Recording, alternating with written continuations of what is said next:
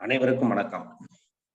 எல்லாம் வல்ல இறைவனின் திருவுருளால் ரோட்டரி மாவட்டம் 2981 மாவட்ட ஆளுநர் ரோட்டரியின் வி செல்வநாதன் அவர்களின் சீரிய தலைமையில் Rotary Club of Karaikal friends city வழங்கும் காலை சக்கரம் மனிதனின் இயற்கை வாழ்வியல் முறை உடல் உன்னுடன் இந்த திட்டத்தை சிறப்பாக நடத்திக் கொண்டிருக்கும் Rotary Club of Karaikal Friends சிட்டியின் உதவியாளர் ரோட்டரி ரவி அவர்களுக்கும் தலைவர் ரோட்டரி குணபாலன் அவர்களுக்கும் செயலாளர் ரோட்டரி ராஜ்குமார் அவர்களுக்கும் மற்றும் இன்று நம்முடன் இணைந்து பணியாற்ற காத்துக் கொண்டிருக்கும் Rotary Club of Thanjavur east சங்கத்தின் உதவியாளர் மிசேல் தாஸ் அவர்களுக்கும் தலைவர் ரோட்டரி விக்ரம் சம்சுருதீன் அவர்களுக்கும் செயலாளர் ரோட்டரி சுரேஷ் அவர்களுக்கும் மற்றும் திட்ட தலைவர் ரமேஷ் மோகன் அவர்களுக்கும் சிறப்பான ஆசனங்களை அளிக்க காத்துக் கொண்டிருக்கும் ஆசன் கண்ணப்பன் ஐயா அவர்களுக்கும் இன்று சிறப்பு விருந்தினராக கலந்து கொண்டு சிறப்பிக்க இருக்கும் பவானி ஈழர் இளங்கோவன் ஐயா அவர்களுக்கும் மற்றும் நிகழ்ச்சியிலே கலந்து கொண்டு சிறப்பித்துக் கொண்டிருக்கும் அனைத்து நல்லுள்ளங்களுக்கும் இந்த காலை வேளையிலே வாழ்த்துக்களையும் வரவேற்பையும் தெரிவித்துக் கொண்டு நிகழ்ச்சியின் முதல் நிகழ்வாக ரோட்டரி இறை வணக்கம் வாசிக்க வருகிறார் திட்ட தலைவர் ரமேஷ்.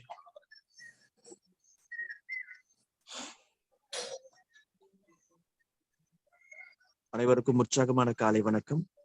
ரோட்டரி இறை வணக்கம். எங்கும் நிறைந்த எங்கள் இறைவா, எல்லையில்லா பொருளே, இன்பத்தின் ஊற்றே, அன்பின் வடிவே, அருளின் ஒளியே, எங்கள் எண்ணம் சொல் செயல் யாவற்றிலும் தூய்மை நிலவிட வேண்டுகிறோம். உலகில் நட்புணர்வும் நல்லுறவும் அன்பும் அமைதியும் அறமும் தழைத்திட மின்னருள் வேண்டி நிற்கின்றோம். யாதும் முறை யாவரும் கேளீர் என்பதை உணர்ந்து மக்கள் தொண்டிலே நாங்கள் நாளும் ஈடுபட எங்களுக்கு வலிமை தருவாய். எல்லோரும் எல்லா வளமும் பெற்று இனிதே வாழ்ந்திட இறையை அருள் புரிவாய். 4 வழி சோதனை. நாம் நினைக்கும் சொல்லும் அல்லது செய்யும் விஷயங்கள் 1 உண்மையா? ஆம். 2 சம்பந்தப்பட்ட அனைவருக்கும் நியாயமா? ஆம். 3 நல்லெண்ணத்தையும் சிறந்த நட்பையும் உருவாக்குமா? ஆம்.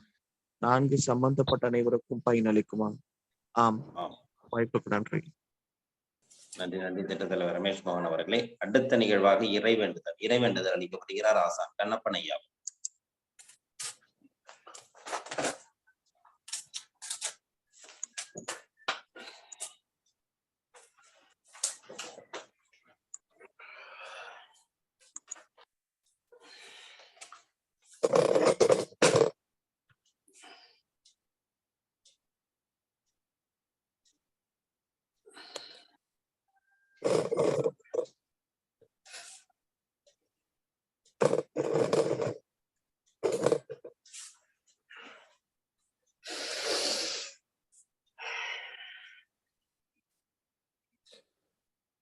அனைவருக்கும் காலை வணக்கம். எல்லையற்ற பரம்பொருளே, இப்பயிற்சியின் மூலம் உடலும் உள்ளமும் நலமடைய அருள் புரிவாயாக.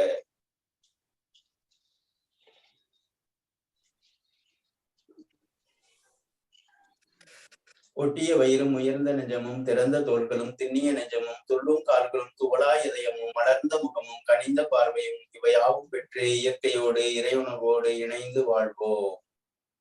நம் மனம் சாந்தமானது, இரக்க குணமுடையது, நல் எண்ணங்களில் செயல்களில் ஈடுபட அருள் புரிவாயாக. வாழ்க வளமுடன், நலம் பெருக்க, வளம் பெருக்க.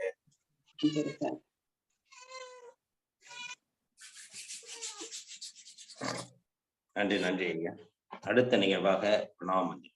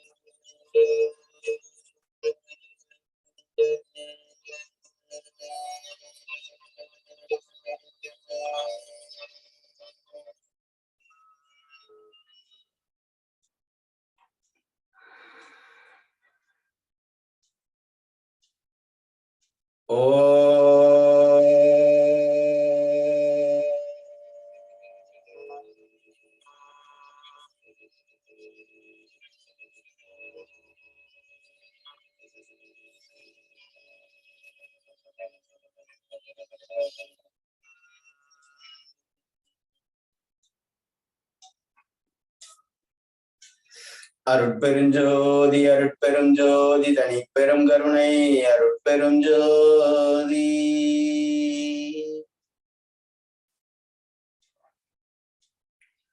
அருட்பெருஞ்சோதி அருட்பெருஞ்சோதி தனிப்பெருங்கருணை அருட்பெருஞ்சோதி.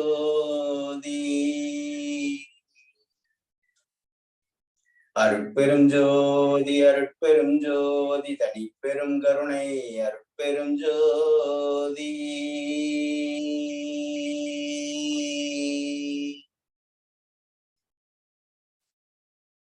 அப்படியே மகாமந்திரத்தை மனதில் உச்சரிக்கிறோம்.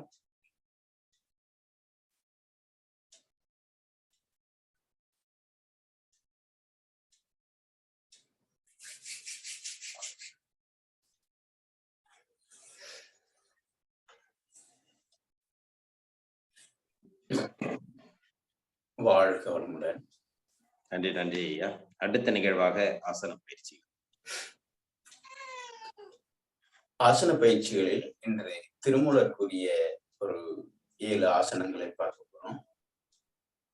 அதுல நின்ற நிலையில நம்ம பார்த்துட்டு இருக்கக்கூடிய ஆசனங்கள்ல வீரபத்ராசனா, அதுக்கடுத்து பாத்தீங்கன்னா பத்திரம், அது நின்ற ஆசனம் பத்திரம், அடுத்து கோமுகம், பங்கயம், கேசரி, சுத்திரம், வீரம், சுகாதானம், உத்தம மாமூது ஆசனம், 8 10 100 பல ஆசனமே அப்படிங்கிறாரு. அப்போ அந்த வீரபத்ராசனம் கிட்டத்தட்ட அந்த சூரிய வணக்கத்துக்கு இணையாக இருக்கும். அந்த ஆசனத்தை நம்ம பார்க்க போறோம்.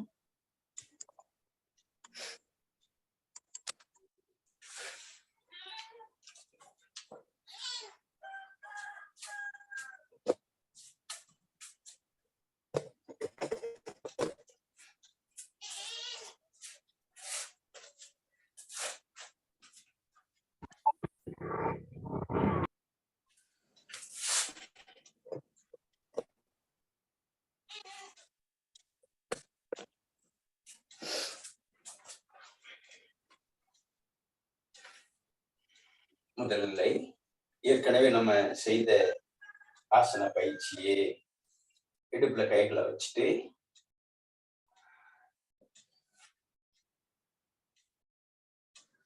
அப்படியே 10 வினாடிகள் 1 2 3 4 5 6 7 8 9 10 கட்டை விரலை கவனிக்கிறோம். மூச்சில் கவனம்.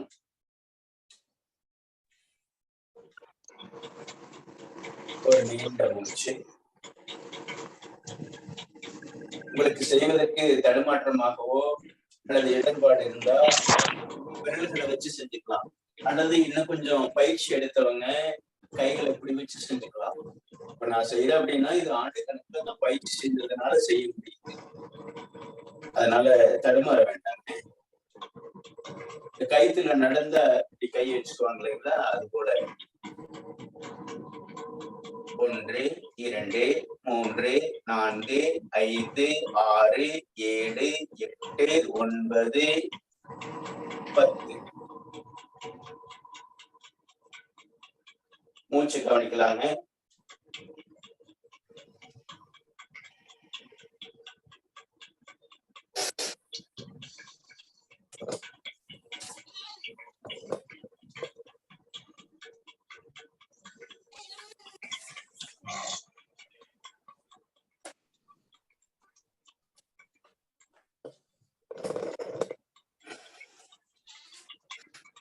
அடுத்ததாக கோமுகாசனா.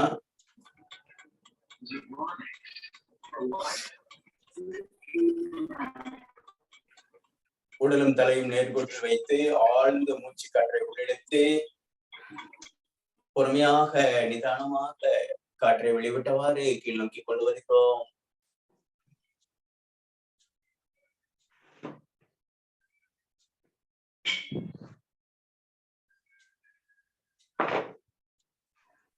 தலை மேல வரும் பொழுது காற்று உள்ளே செல்ல வேண்டும். நேர் அமர்ந்து எடுத்த மூச்சு காற்றை வெளியேற்றுகிறோம். நல்ல ஒரு கொம்பு முளைக்கும் இல்லைங்களா, அது கூட அப்படியே வச்சுக்கிறோம். பார்வை நேரா வச்சுக்கிறோம். கண்களை இமைக்காமல் வைக்கிறோம். 1 2 3 4 5 6 7 8 9 ஓய்வு. ஒரு நீண்ட மூச்சு.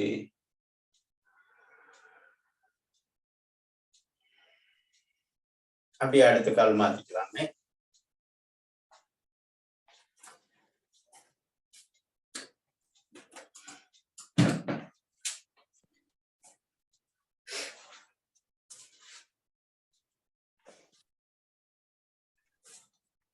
இரு கைகளும் இரு கால் பாதத்தை பிடித்து உடலை நேராக வைத்து ஆழ்ந்த மூச்சு காற்றை உள்ளிருக்கிறோம்.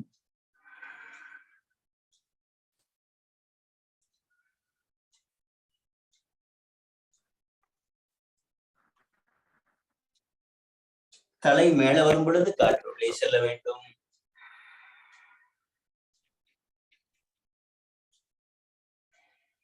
இந்த இடது மூளையும் வலது மூளையும் இயங்க வைப்பதற்கு, அதோடு இந்த அடிவயிற்று பகுதி இயங்குவதற்கு, நுரையீரல் இயங்குவதற்கு, முதுகுத்தண்டை நேராக கொண்டு வருவதற்கு ஒரு அற்புதமான பயிற்சி இந்த கோமுகாசனம். பல யோகிகள் இந்த ஆசனங்கள்ல கொண்டிருப்பாங்க. அந்த நாசிகளை மாற்றுவதற்கு, நம்முடைய சர ஓட்டத்தை, மூச்சோட்டத்தை மாற்றி அமைக்கக்கூடிய தன்மை இந்த கால்கள் மாற்றி போடுவதன் மூலமாக அமைக்கப்படுகிறது. அதனால பார்ப்பதற்கு எளிமையாக இருக்குது. ஆனா இதுக்குள்ள ஏற்படக்கூடிய மாற்றம் அளப்பரிய மாற்றம். அதனால கோமுகாசனத்தை எல்லாத்துக்கும் சொல்லிக் கொடுக்கணும். குறிப்பாக வளரக்கூடிய பள்ளி குழந்தைகளுக்கு அவசியம் கற்றுக் கொடுக்க வேண்டியது இருக்கு. அப்படியே பிடிச்சிடணும். பாருங்க, ஏற்கனவே சொல்லி கொடுத்துருக்கோம். இப்படி கொஞ்சம் கெட்டல அப்படின்னா கூட இப்படி பிடிச்சு கொண்டு வந்துடலாங்க.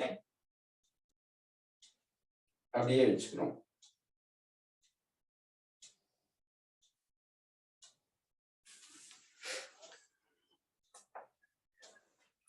சாதாரணமாக கை இப்படி வச்சிருக்கிறதுக்கும் கை இப்படி மேல வச்சிருக்கிறதுக்கும் நுரையீரல்ல ஏற்படக்கூடிய இயக்கம் மாறுபாடு இருக்குது. அதனாலதான் கடவுளை வணங்கும் பொழுது கூட இப்படி வச்சு வணங்க சொல்றாங்க. இப்படி வச்சு வணங்கும் பொழுது அது முழுமையான கொள்ளளவை பிடிக்குது. அப்படிப்பட்ட ரகசியங்கள், அப்படிப்பட்ட ஒரு அறிவியல் பூர்வமான விஷயங்கள் உள்ள பொதிந்து கிடக்குது. அதனால ஒவ்வொரு விஷயங்களுக்கையும் ஒரு நன்மை இருக்கு. அதுல இந்த கோமுகாசனம் மிக முக்கியமான ஆசனம். கண்டிப்பாக செய்யுங்க. சொல்லிக் கொடுங்க, மற்றவங்களுக்கு செய்ய சொல்லுங்க. கண்டிப்பாக மிகப்பெரிய மாறுதல் கிடைக்கும். தன்னம்பிக்கை ஏற்படும், புரிதல் ஏற்படும், வலிமை ஏற்படும், அமைதி ஏற்படும். அப்படிப்பட்ட ஒரு நிலை இந்த நுரையீரலில் இயங்கக்கூடிய நிலை. ஒரு நீண்ட மூச்சு. பத்திரம். அடுத்து கோமுகம் பார்த்துக்கணும். அடுத்து பங்கயம், பத்மாசனா.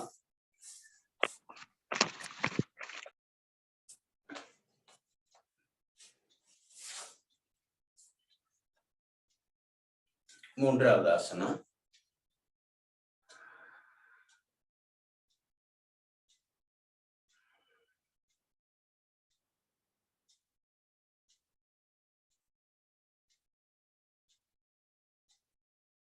நான்காவது ஆசனா பங்கயம் கேசரி. கேசரி என்பது சிம்மாசனா. ஏற்கனவே நம்ம பார்த்திருக்கோம். சிம்மாசனம் என்பது மிக முக்கியமான ஆசனம். அந்த பய உணர்வை நீக்குவதற்கும், தைராய்டு சுரப்பியை ஒழுங்குபடுத்துவதற்கும், உணவு குழாய் விஷயங்களை சரிப்படுத்துவதற்கும், அதாவது ஜீரண சக்தியை சரிபடுத்துவதற்கு, அடுத்து இந்த நாக்குல புண்ணு வர்றது, எச்சில் உமிழ்நீர்ல மாற்றத்தை ஏற்படுத்துறது. நம்மதான் அந்த அமுது அப்படின்னு சொன்னோம். அந்த உடம்புக்குள்ளேயே உற்பத்தி ஆகக்கூடிய நீர் தான் அந்த அமுது நீர் அப்படின்னு சொல்லக்கூடிய ஆசனம் அந்த கேசரி ஆசனம் நமக்கு கொடுக்குது. கேசரி என்பது சிம்மத்தை, சிங்காசனத்தை குறிக்கிறது. அப்படியே இந்த வலது கால் பின்னாடி எடுத்து வைக்கிறோம், இடது கால் பின்னாடி எடுத்து வைக்கிறோம். நான் யோகா பயிற்றுனராக மாறுவதற்கு இப்பயிற்சி எனக்கு துணை செய்தது. இப்படி நேரா வச்சுக்கிறோம். நேரா வச்சுட்டு கைகளை முன்னாடி வச்சுக்கிறோங்க. முன்னாடி வச்சுட்டு நல்லா வாயை திறக்கிறோம். நாக்க வழி நீட்டிடலாங்க.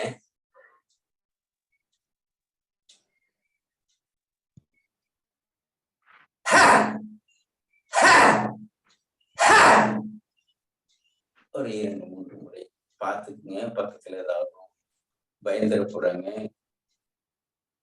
பார்த்து கவனமா செஞ்சுக்குங்க. நல்லா அப்படி செய்யும் பொழுது இந்த நாக்குல காற்றப்படும் பொழுது அந்த சுரப்பு நீர்கள்ல மாறுபாடு ஏற்படுது. அந்த சுரப்பு நீர்கள் மாறுபாடு ஏற்படுத்துறது பங்காக இருக்கு. அடுத்து பாத்தீங்கன்னா நீங்க அந்த நாக்கை நீட்டிட்டு மறுபடியும் நாக்கை உள்ள கொண்டு போகும் பொழுது உங்களுடைய அந்த உமிழ் நீரினுடைய சுவையை பாருங்க. மிக அற்புதமா வேலை செய்யும். உணர்ந்து உணர்ந்து உணர்ந்து செய்யக்கூடிய அந்த பயிற்சி.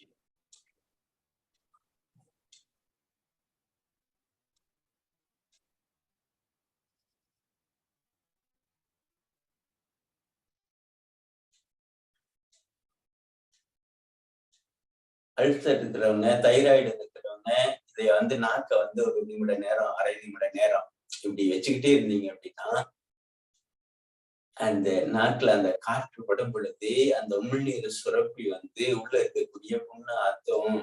மிருகங்கள் பாத்தீங்கன்னா அதுக்கு கை இல்ல, நாக்குலதான் அந்த புண்ணை சுத்தப்படுத்தும். 4 நாள்ல காஞ்சு போயிடும். மிகப்பெரிய புண்ணுலாம் குறிப்பா அந்த காய்களுக்கு எப்படிப்பட்ட காயமா இருந்தாலும் அந்த உமிழ்நீர் தான் வந்து மிகப்பெரிய நீரு அப்படின்ட்டு நம்மாழ்வார் ஐயா சொல்லுவார். அது அந்த எச்சில்ங்கிறது வந்து சாதாரணமான விஷயம் இல்லை. ஒவ்வொரு மனநிலைக்கு தகுந்த மாதிரியும் இந்த எச்சில் மாறுபடுது. மிகப்பெரிய ரகசியம் அது.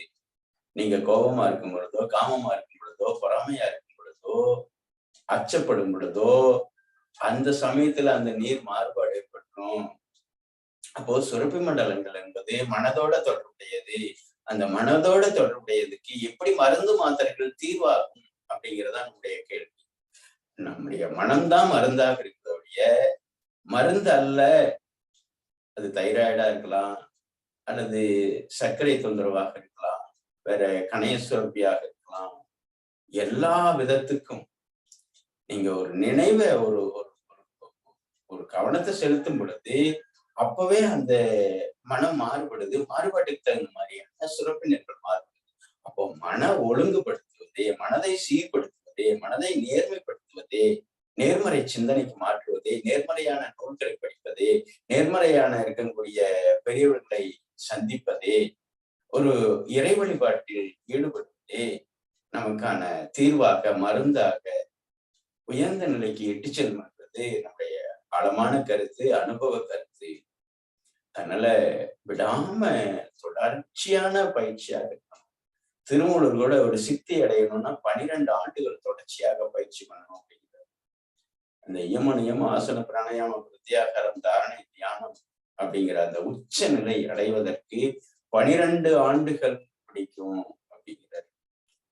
அதனால வந்து ஏதோ 1 மாசம் செஞ்சுட்டோம், 2 மாசம் செஞ்சுட்டோம், 6 மாசம் செஞ்சுட்டோம் அப்படிங்கிறதா இல்லைங்க. இது ஒரு பயணம், இது நெடிய பயணம். ஏன்னா இது ஒரு மெய் அழியாதது.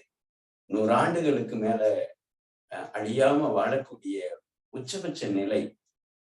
அதனால விடாம பயிற்சியை வந்து நம்ம தொடர்ச்சியாக செய்வது. எப்பவுமே தொடர்ச்சியாக ஆசனம் ஒரு 2 ஆசனம் 3 ஆசனம் போட்டாலும் பரவாயில்ல. அந்த சுவாச பயிற்சியை மனதை சீர்படுத்துவதற்கான நிலைகள் உள்ளது. அது திருமந்திரத்துல 3ஆம் தந்திரத்துல அட்டாங்க யோகம் இருக்குது. அந்த அட்டாங்க யோகத்துல இத்தனை விஷயங்களும் இருக்கு. ஆனா இன்னைக்கு நம்முடைய இந்த மண்ணுல, பாரத மண்ணுல முழுக்க வந்து தமிழ்ல வந்தது அப்படிங்கிறத விட வடமொழியில வந்தது அப்படிங்கிறத இன்னைக்கு பரவலாக பேசப்படுது. நான் என்னங்கிறேன்னா, வடமொழி தெரிந்தவர்களுக்கு வடமொழியில் பயின்று கொள்ளட்டும். தமிழில் நன்றாக நீங்க தெளிவாக புரிஞ்சுக்கணும்னா நீங்க திருமணந்தரத்துக்குள்ள பயணம் பண்ண வேண்டியதுதான். இப்ப நான் சொல்றேன் அப்படிங்கிறத விட நான் என்னுடைய கருத்துக்கள் நீங்க ஓரளவுக்கு உள்வாங்கிட்டு அதற்குள் பயணியுங்கள். எனக்கும் அப்படிதான் வழிகாட்டினாங்க என்னுடைய குருநாதர் காளியப்பன் ஐயா. திருமந்தரத்துக்குள்ள போங்க, திருமந்தரத்துக்குள்ள போங்க அப்படின்ட்டு. அதனால மிக முக்கியமான ஆசனத்தை கேசரியாதுன்னா அந்த வாசியோகம் செய்வதற்கு இந்த ஆசனத்தை பரிந்துரைக்கப்படுகிறது. அதே போல் வந்து இதுல அந்த தாம்பத்தியத்துல கூட இந்த ஆசனங்களை வந்து சொல்லப்படுது. அதுல வந்து திருமூலரும் அதை பத்தி பேசி இருக்கிறார். கணவன் மனைவி உறவுகளை பத்தியும் பேசி இருக்கிறார். அதற்கெல்லாம் இந்த பயிற்சி உதவுது. அப்படி ஒரு மென்மையான பயிற்சி இந்த சிம்மாசனம், கேசரி, பரியங்க யோகம்னு இருக்கும். அந்த யோக நிலையில வந்து குடும்ப வாழ்க்கையை பத்தி எப்படி வச்சுக்கிறது அப்படின்ட்டு பரியங்க யோகம்னு சொல்லிட்டு எழுதியிருக்கிறாரு. அதைத்தான் இன்னைக்கு வந்து போதி பிரவேசின்னு சொல்லிட்டு தந்திரா தாம்பத்தியம் அப்படின்ட்டு இருக்கு. அது ஐயா குமார் ஐயா கூட சொல்லுவாரு. அந்த தாம்பத்தியம் என்பது புனிதமானது கிடையாது, அருவருப்பானது கிடையாது. அது ஒரு இயற்கை நிலை அப்படின்னு சொல்லுவாங்க. அப்படிப்பட்ட ஒரு நிலைகளை வந்து நெறிப்படுத்த வேண்டியது இருக்குது, நடைமுறைப்படுத்த வேண்டியது இருக்கு, அதை ஒழுங்குபடுத்த வேண்டியது இருக்கு. அந்த சுரப்பு நீர்கள் தான் வந்து நோய் எதிர்ப்பு சக்தியாக, ஆளுமை சக்தியாக, ஒரு மேன்மை நிலைக்கான உச்சபட்ச நிலைக்கு கொண்டு போகுது. ஒரு சொட்டு விந்து வந்து 40 சொட்டு ரத்தத்துக்கு இணையானது அப்படின்னு சொல்லிட்டு தசரதன் ஐயா வந்து ஒரு முறை கூட சொல்லி இருக்கிறார். அப்படிப்பட்ட நிலைகள்ல வந்து நம்முடைய குழந்தைகளை, வாரிசுகளை அதை ஒழுங்குபடுத்தணும். அந்த ஒழுங்குபடுத்துறதுக்கு வந்து உணவு முறைகளை ஒழுங்குபடுத்தி அந்த கல்வி முறையை ஒழுங்குபடுத்தும் பொழுது அது பேலன்ஸ் ஆகும். அது பேலன்ஸ் ஆகும் பொழுதுதான் அந்த குழந்தையினுடைய ஆற்றலும் அறிவும் உயர்ந்த நிலைக்கு இட்டு செல்லும் அப்படின்ட்டு பெரியவங்களும் சொல்லியிருக்காங்க, மற்றவங்களுடைய பயிற்சியாளர்களும் சொல்லியிருக்காங்க. அப்படி ஒரு உயர்ந்த நிலைக்கு கொண்டு போறதுக்கு வந்து இந்த மாதிரியான பயிற்சிகள் உதவும். அதனால கேசரி ஆசனம் வந்து பாத்தீங்கன்னா இயல்பாகவே பிறந்த குழந்தைகள், அந்த நடைபயிற்சியில் இருக்கக்கூடிய குழந்தைகள் எல்லாம் பாத்தீங்கன்னா அப்படி இருக்கும். அதனால பாக்குறதுக்கு ரொம்ப சுலபமா இருக்கும். செய்ய செய்ய பாத்தீங்கன்னா வந்துடலாம். நான் மணிக்கணக்குல வந்து இதுல பயிற்சி பண்ணியிருக்கேன். ஒரு நாள் கணக்குல பயிற்சி பண்ணும் பொழுது 10 மணி நேரம் மெடிடேஷன் பண்ணும் பொழுது 2 மணி நேரம் 3 மணி நேரம் இப்படி கோந்திருக்க முடியும். இப்படி கோந்திருக்க முடியும் அப்படின்னா நான் 15 ஆண்டுகளாக இதுல பயிற்சி எடுத்ததனுடைய நிலை. அதோடு மட்டும் இல்லாமல் நான் பயிற்சி எடுத்து என்னென்ன எனக்கு பலன் அனுபவிச்சனோ, மற்றவர்களுக்கும் நேரடியாக பயிற்சி கொடுத்து அனுபவிச்சனோ அதை மட்டுமே சொல்லி கொடுத்துட்டு இருக்கேன். அதனால வந்து ஏதோ பாட புத்தகத்துல படிச்சுட்டோ அல்லது ஒரு காடைச்சக்கரத்துல இந்த நிகழ்வை நிகழ்த்தணுங்கிறதுக்காக மட்டுமல்ல, அனுபவிச்சோம், அதுல ருசி கண்டோம், அதுல நாங்க திருப்தி அடைஞ்சோம், அதை மட்டுமே பயிற்சிக்கணும். அதனால தொடர்ச்சியாக பயிற்சிகளையும் முயற்சிகளையும் செய்யணும்னு வேண்டிக்கிறேன்.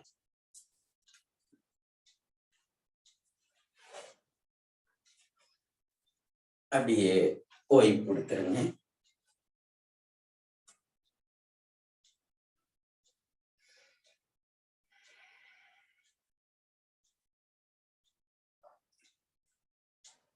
உடலை நேராக தளர்வாக வைத்து ஆழ்ந்து மூச்சு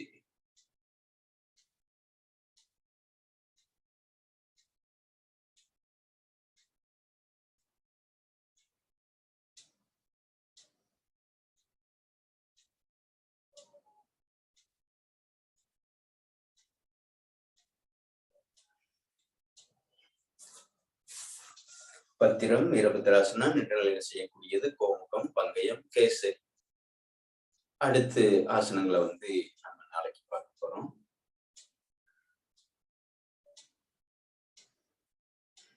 அப்படியே தோள்பட்டையை நன்றாக சுருட்டிடணும், மேலும் கீழும். அப்படியே மூச்சுக்காற்றை உள்ளிழுத்து அந்த மூச்சுக்காற்றை வெளிவிட்டவாறு கைகள் கீழே வரட்டும்.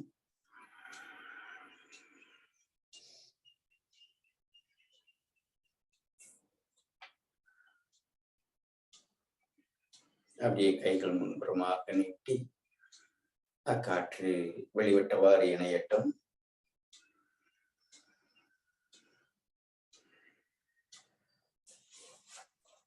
அடுத்து இடது கையில் சுமுத்திரை, வலது கையில் பரிணாமத்திரை, சுழலும் மூச்சு பயிற்சி. நேற்று சொன்னது போல அந்த நாக்கம் அடிச்சிருங்க. கேசரி, அந்த பரியங்க யோகத்திற்கு இந்த கேசரி ஆசனம் மிக மிக முக்கியமான ஆசனம். அதோடு அந்த தந்திரா வழியில் தாம்பத்தியம் அப்படிங்கிறது வந்து எல்லோரும் வாசிக்க வேண்டிய புத்தகம். அதை வந்து ஹிலர் பாஸ்கரையா வந்து பென்ட்ரைவ் ஆக்கி அதை அந்த போட்டிருக்காங்க. அதை கூட பாருங்க. நிச்சயமாக ஒரு கணவன் மனைவி ஒரு இளர வாழ்வுல வந்து திருப்தி இல்லாம அது இணையாக வாழ்றது சாத்தியம் மிக மிக மிக மிக மிக குறைவு. இரண்டாவது, அந்த தாம்பத்தியம் திருப்தி இல்லாத போது அவர்களுக்குள்ளேயும் அந்த சொற்கு மண்டலங்கள் மாறுபாடு ஏற்பட்டு குடும்பத்தில் பல்வேறு பிரச்சனைகள் வருவதற்கும் அதுவும் ஒரு மிக முக்கியமான காரணம், அடிப்படையானது. அதனால வந்து அந்த நிலைகளுக்கு அதை ஒழுங்குபடுத்துவதற்கு, அதை சரிப்படுத்துவதற்கு இந்த பயிற்சி மிக முக்கியமான பயிற்சி. அந்த நாக்கம் அடிச்சு மேல் அன்னத்தில் பட வேண்டும்.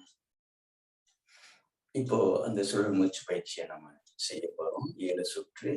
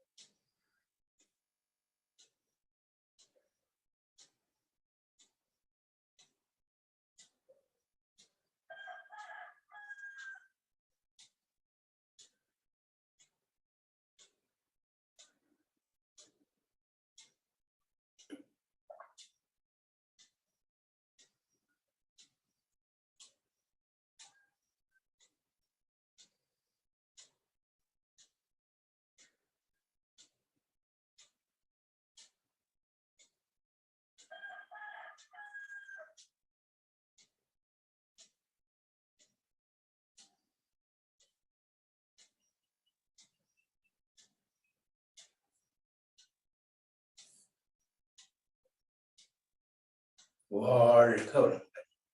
வாழ்க வையகம். நலம் பெருக, வளம் பெருக.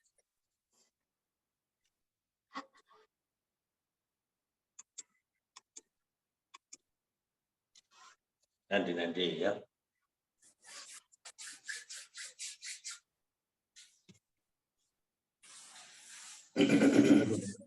ஆசனங்களையும் சிறப்பான ஒரு நல்ல ஒரு கருத்துக்களையும் அளித்த ஆசனம் கண்ணப்பன் ஐயா அவருக்கு நன்றி. அடுத்த நிகழ்வாக இன்றைய நிகழ்வில் நாம் உடல்நிலையில் நாம் எப்படி தன்னம்பிக்கையாக இருக்க வேண்டும், மனதிலும் சரி நம் உடல்நிலையிலும் சரி எப்படி நமக்கு தன்னம்பிக்கை வேண்டும் என்பதை அற்புதமாக விளக்க வருகிறார் பவானி இளங்கோவன் ஐயா அவர்.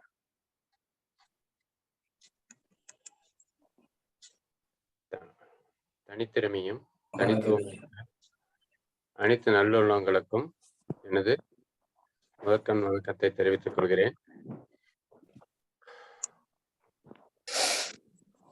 இப்போ நம்ம வாழ்க்கையில எல்லாரும் ஒரு நல்ல நிலையை அடையணும்னா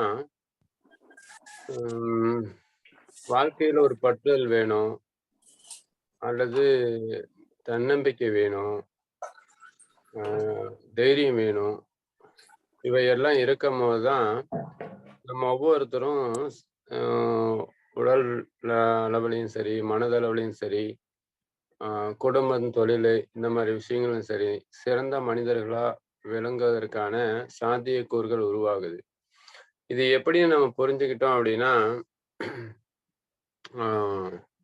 நம்ம எல்லாருமே நம்ம அடிக்கடி சொல்ற மாதிரி சாதனையாளர்கள் தான். அப்போ அந்த சாதனையாளர் லிஸ்ட்ல வர்றதுக்கான எளிமையான சாத்தியக்கூறுகள் நிறைய இருக்குதுங்கிற தகவலே நமக்கு தெரியாம இருக்கிறதுனால வாழ்க்கையில பல வகைகள்ல இன்னல்களை சந்திக்கிறோம் அல்லது நோய்களை உருவாக்கிறோம். அந்த வகையில இந்த அடிப்படை விஷயங்கள்ல புரிதல் ஏற்படுத்துறதுக்கான விஷயங்கள்ல ஒரு பகுதி தான் நம்ம இன்னைக்கு பார்க்க போறோம். அந்த வகையில ஒரு 2 நாட்களுக்கு முன்னால கண்ணப்பன் ஐயாவும் நானும் கோபாலன் ஐயாலாம் இதுக்கு சிவராத்திரி ஹீரர் பாஸ்கர் ஐயா நடத்தின சிவராத்திரி விழாவுக்கு போயிருந்தோம். அதுல நாங்க கவனிச்ச ஒரு சில விஷயங்களை கொஞ்சம் இத ஆரம்பத்துல பகிர்ந்துக்கிட்டு அதுக்கான விஷயங்களுக்கு வந்துடுறேன். என்னன்னு கேட்டீங்கன்னா, ஒரு எளிமையான வாழ்க்கைய வாழ்ந்துக்கிட்டு கூட நிறைய பேரு அங்க சந்தோஷமா இருக்கிறாங்க அப்படிங்கிறத ஹீரர் பாஸ்கர் ஐயா அங்க மேடையில எல்லாத்தையும் வரவழைச்சு பாராட்டி அவார்டு கொடுத்து அவங்களுடைய சிறப்பம்சங்களை விளக்கும் போது எங்களால புரிஞ்சுக்க முடியுது. அப்போ இப்படியெல்லாம் வாழ்வியல் முறைகள் இருக்குதுங்கிறது நாங்க இந்த வெளியே வரும்போது தான், இது மாதிரி வெளியே நாங்க பயணங்கள் செய்யும் போது தான் நிறைய நாலேஜை கேதர் பண்ணிக்க முடியுது.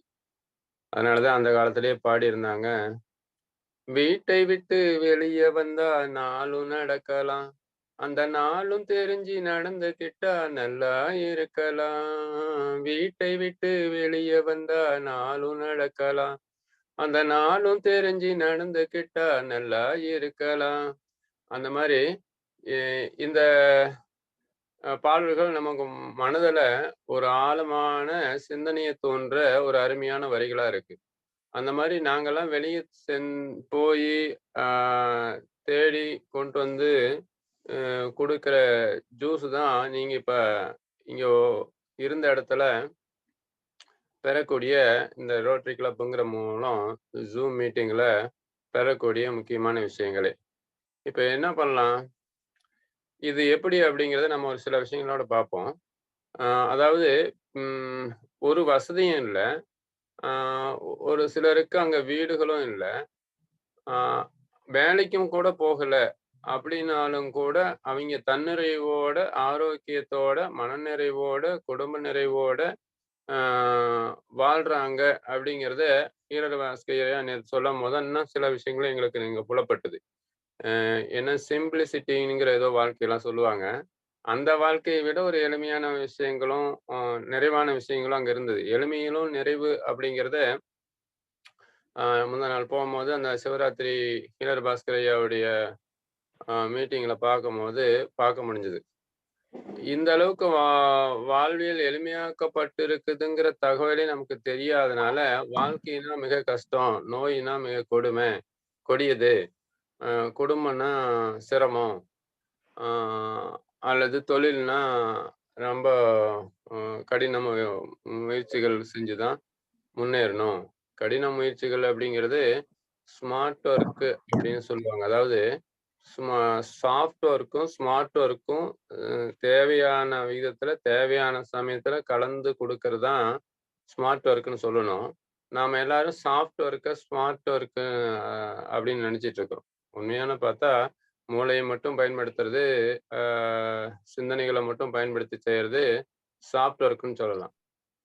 அதே மாதிரி உடல் உழைப்பை கொடுத்து பயன்படுறது ஹார்ட் ஒர்க்குன்னு சொல்றோன்னு வச்சுக்கோங்க. அப்போ இது ரெண்டையும் எந்த விகிதத்துல எந்த நேரத்துல எப்படி பயன்படுத்தணுங்கிறது தெரிஞ்சு பயன்படுத்தணும்னா நம்ம ஸ்மார்ட் ஒர்க்ல சிறந்த வல்லுநரா ஒவ்வொரு துறையிலும் விளங்க முடியும். இது தெரியாதனால நம்ம என்ன பண்ணிட்டோம், ஹார்ட் ஒர்க் சாஃப்ட் ஒர்க்கை சும்மா உட்காந்துட்டு எழுதுறது மூளையை பயன்படுத்துறது மட்டும் ஸ்மார்ட் ஒர்க்குன்னு நினைச்சிட்டு சிலர் பயன்படுத்தியும் முன்னேற்றம் அடையலை அப்படின்னு சொல்றதை நான் பார்க்க முடியுது. அந்த வகையில ஒரு எடுத்துக்காட்டு சொல்லுவாங்க. நீங்க வண்டியில போயிட்டு இருக்கிறீங்க, உங்க வண்டியில் இருக்கிற ஒரு டயர் பஞ்சர் ஆயிடுச்சு. அந்த நேரத்துல அங்க சுத்தி எங்கேயும் கடையே இல்லை, ஒரு அர்ஜென்டான மீட்டிங் போறீங்க. அப்ப நீங்க என்ன பண்ணணும், அந்த நேரத்துல வண்டியில் இருக்கிற டூல்ஸை வச்சு அந்த பஞ்சரை ஓட்டுறதுக்கான சாத்தியக்கூறுகளை முயற்சிக்க வேணும். இதுதான் வந்து நீங்க ஸ்மார்ட் ஒர்க்கு பேரு. அந்த ஹார்ட் ஒர்க்கு எந்த நேரத்துல செய்யணும், இல்ல ஃபோன் பண்ணி எந்தெந்த இடத்துல லொகேஷன்ல பக்கத்தால கடை இருக்குன்னு பார்க்கறது. இது 2 இல்லாத பட்சத்துல நாமளே களத்துல இறங்கி அந்த தீர்வை ஏற்படுத்திக்கிறது. விரைவில் அந்த நம்ம அடைய வேண்டிய மீட்டிங், அர்ஜென்டான மீட்டிங், ஒரு இன்டர்வியூ அப்படின்னா போய் அடையிறது இப்படிங்கிறதெல்லாம் இந்த இடத்துல நாம கீழே இறங்கவே மாட்டோம், வண்டி கை வைக்கவே மாட்டோம்னு இருந்தா அது வந்து என்ன ஆகுதுன்னா சாஃப்ட் ஒர்க்ல தான் வருது. அது வந்து ஸ்மார்ட் ஒர்க்ல வரதில்லை. ஸ்மார்ட்டா எப்படி வேலை செய்யறதுங்கிற டெக்னிக்கை தெரிஞ்சிட்டோம் அப்படின்னா ஒவ்வொருத்தரும் ஒவ்வொரு துறையிலையும் சிறந்த வல்லுநரா விளங்க முடியும். அந்த வகையில நானு நிறைய விஷயங்களை அப்சர்வ் பண்ணதுல நம்ம தெரிஞ்சுக்க வேண்டியது என்னன்னா, நாம எல்லாரும் அதாவது ஒரு பெரிய டிகிரி முடிச்சிருந்தா மட்டும்தான், அல்லது ஒவ்வொரு துறையில சிறந்த வல்லுநரா இருக்கும் போது மட்டும்தான் வாழ்க்கையில சாதிக்க முடியும்னு நினைச்சிட்டு ஒரு குறிப்பிட்ட எல்லை, ஒரு வட்டத்தை போட்டுட்டு குறிப்பிட்ட எல்லைக்குள்ளாரையே வாழ்ந்துட்டு இருக்கிறோம் அப்படிங்கிறத நான் பார்க்க முடியுது. அதனால நம்ம இந்த வாழ்க்கையில சிறப்பதற்கான சாத்தியக்கூறுகளை முடக்கி போட்டு வச்சுட்டு இருக்கிறோம். அந்த வகையில ஒரு எடுத்துக்காட்டு சொல்லலாம் அப்படின்னு பார்த்தீங்கன்னா, விஞ்ஞானி, ஒரு விஞ்ஞானி ஆகணும்னா நாம பல +2 முடிச்சு, அதுக்கப்புறம் சில டிகிரி முடிச்சு, அதுக்கப்புறம் விஞ்ஞானத்துக்கான பயிற்சியெல்லாம் எடுத்து அப்படி அதுக்காக படிப்பு படிச்சு அப்படிங்கிறதெல்லாம் நம்ம நினைச்சிட்டு இருக்கிறோம். ஆனா நம்ம தமிழ்நாட்டுல இருக்கிற 2 குழந்தைங்க, ஒரு 8 வயசு 7 வயசு அப்படி இருக்கிற குழந்தைங்க உலக அளவுல இருக்கிற விண்வெளி ஆராய்ச்சி மையத்துல ஒரு அனுமதி வாங்கிட்டு வீட்டுல இருக்கிற லேப்டாப்பை வச்சு அங்க விண்வெளி ஆய்வு செஞ்சு 2 புதிய குறுங்கோள்கள் இருக்கிறதுங்கிறத கண்டுபிடிச்சு அவங்க எழுதி என்ன பண்றாங்க, அந்த விஞ்ஞானிகளுக்கு அனுப்புறாங்க. இது இந்த இடத்துல இருக்குது அப்படின்னு. அப்போ அந்த விஞ்ஞானிகள் அதை பார்த்துட்டு ஆமா, இது ஒரு புதிய குறுங்கோள் தான், இதுவரையும் நாங்க இத பார்த்ததில்ல, இது நீங்க தான் இதை கண்டுபிடிச்சிருக்கிறீங்க அப்படின்னு சொல்லி அந்த குழந்தைங்களுடைய பேரையே அதுக்கு வச்சு அந்த குழந்தைங்களுடைய திறமைய அங்கீகரிச்சிருக்காங்க அப்படிங்கிறத நீங்க பார்க்கும்போது, நீங்க ஒவ்வொருத்தரும் உங்க வாரிசுகளும் என்னன்னா உங்க வாரிசுகளும் எந்த துறையில எடுத்தாலும் இது மாதிரி ஒரு சிறந்த வல்லுநரா, ஒரு திறமைசாலியா கொண்டு வர முடியும். அல்லது நாமளும் இந்த வயசுலயும் வர முடியும். நான் 90 வயசுல கூட ஒரு தன்னுடைய அனுபவத்தை ஒரு புத்தகமா எழுதி கோடீஸ்வரன் அவங்களெல்லாம் பார்க்குறேன், எல்லாம் படிச்சிருக்கேன். அந்த வகையில நாம நினைச்சிட்டு இருக்கிறது வயசாயிட்டா சாதிக்க முடியாது, சின்ன பசங்க சாதிக்க முடியாது அப்படின்னு சொல்லிட்டு நிறைய விஷயங்கள்ல முடங்கி கிடக்கிறோம் அப்படிங்கிறத நான் கவனிக்கிறேன். அதனாலதான் வாழ்க்கையில முன்னேற்றம் அடையாம, ஒரு வருமானம் இல்லாம தன்னிறைவு அடைய முடியாம, அதனால ஒரு வாழ்க்கையில ஒரு பிடிப்பு இல்லாம, உடம்பையும் கெடுத்துக்கிட்டு, மனசையும் கெடுத்துக்கிட்டு வாழ்றவங்களையும் பார்க்குறேன்.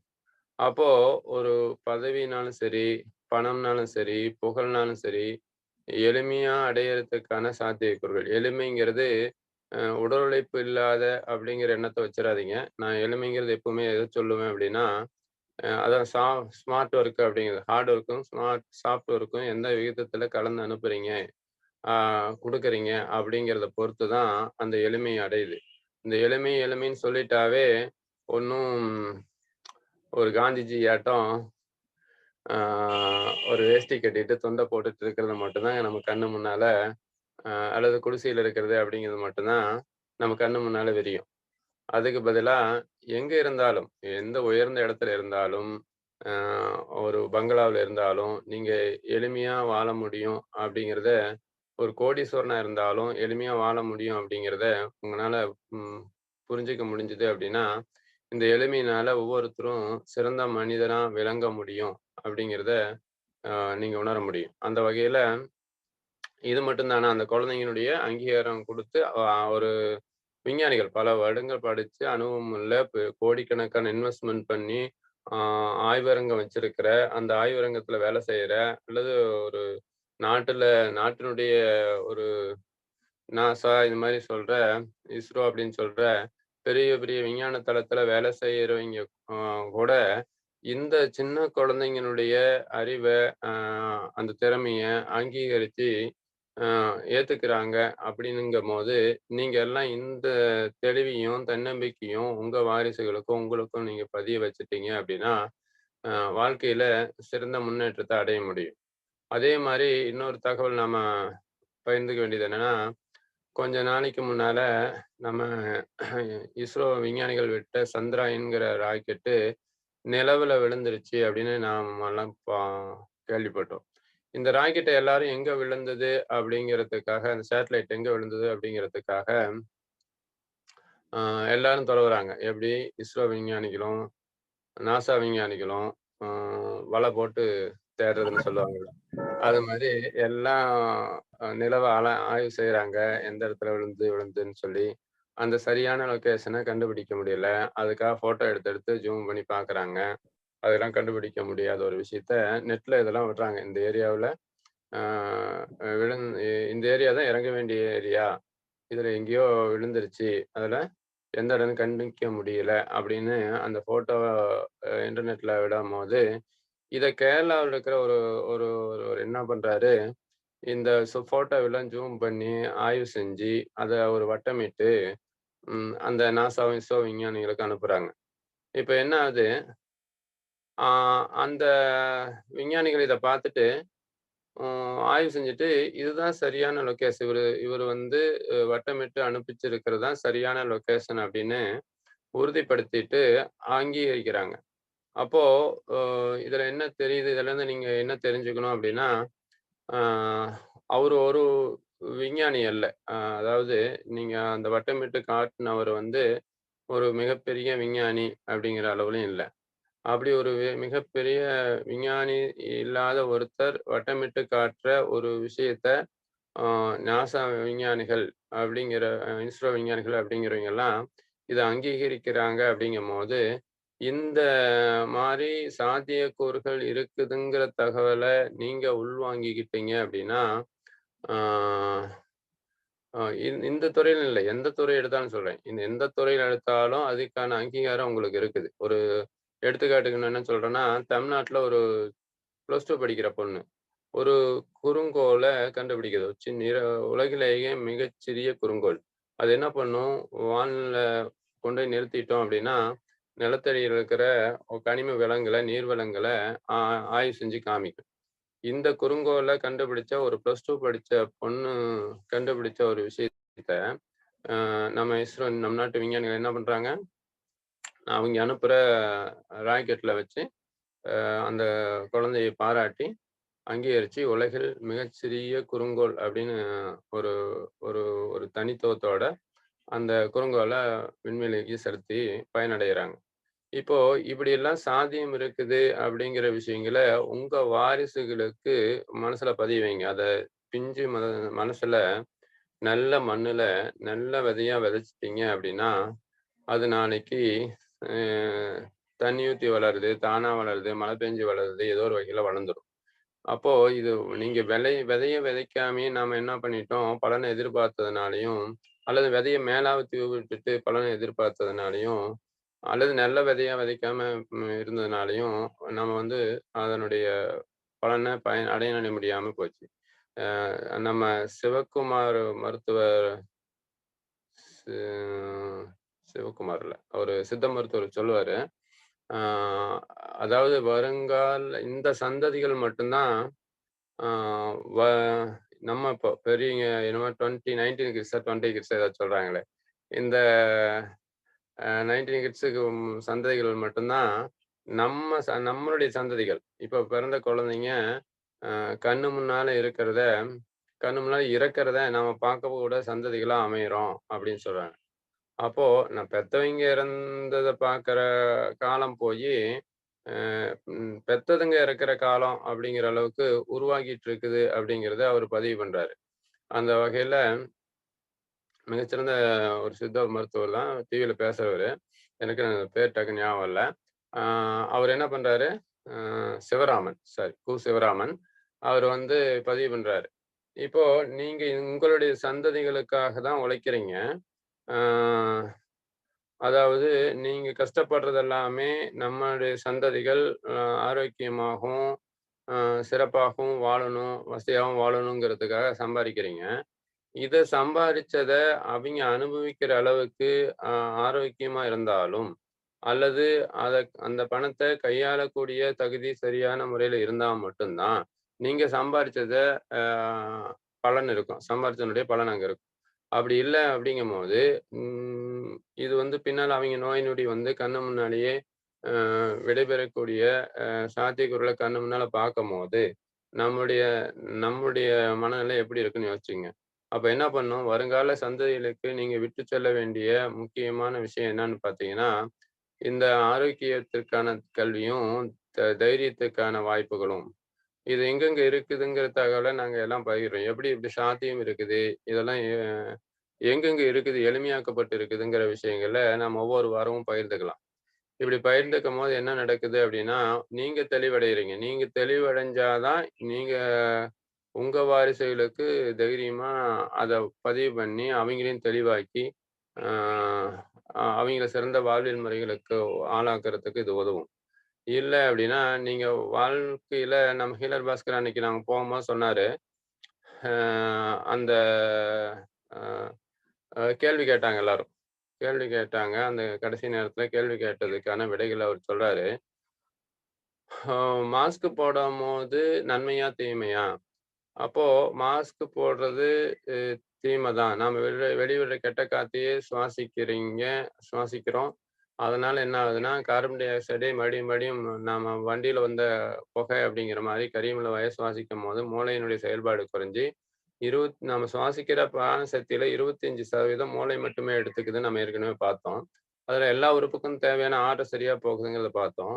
இப்ப என்ன ஆகுது, இந்த ஆக்ஸிஜன் பற்றாக்குறையினால கெடுதலான இந்த மாஸ்க்க போட்டு போட்டு நாம வந்து பிரச்சனைகள அதிகம் பண்ணிக்கிட்டு, எதிர்ப்பு சக்தி குறைச்சிட்டு, பிரச்சனைகள் வாய்ப்புகள் இல்லைன்னு சொல்லி புலம்பிட்டு இருக்கிறோம் அப்படிங்கிறத அது பதிவு பண்றாரு. அப்படி இருக்கும்போது, இது சரி, தவறுன்னு புரிஞ்சு, அது சரி பண்றதுக்கான சாத்தியக்கூறுகள யார் யார் முயற்சி செஞ்சோம்? ஒரு மாஸ்க்க கூட சரி பண்றதுக்கான நம்ம போடாம இருந்தா ஆரோக்கியம்ங்கிறத தெரிஞ்சுக்காம, நம்ம சொன்னதெல்லாம் கடைபிடிச்சதுனால, நம்ம பிரச்சனைகள அதிகம் பண்ணிட்டோம். அதே மாரி தான் அ இது உப்பு, அயோடைடு உப்பு அப்படிங்கிறது. அடுத்து ஒரு அம்மா கேள்வி கேட்டுச்சு. அயோடின் உப்பு நம்ம வந்து இப்படி பயன்படுத்திட்டு இருக்கிறோம். இப்ப அரிசியில ஏதோ ஒ ஒரு பெரிய அ மனிதருடைய அரிசி கலப்படம் பண்ணி தான் எல்லாத்துக்கும் குடுக்க போறாங்களாமா அப்படின்னு. அவர் சொன்னாரு, "ஆமா, இதெல்லாம் நடக்க போகுது. ஆனா நீங்க என்ன பண்ண போறீங்க?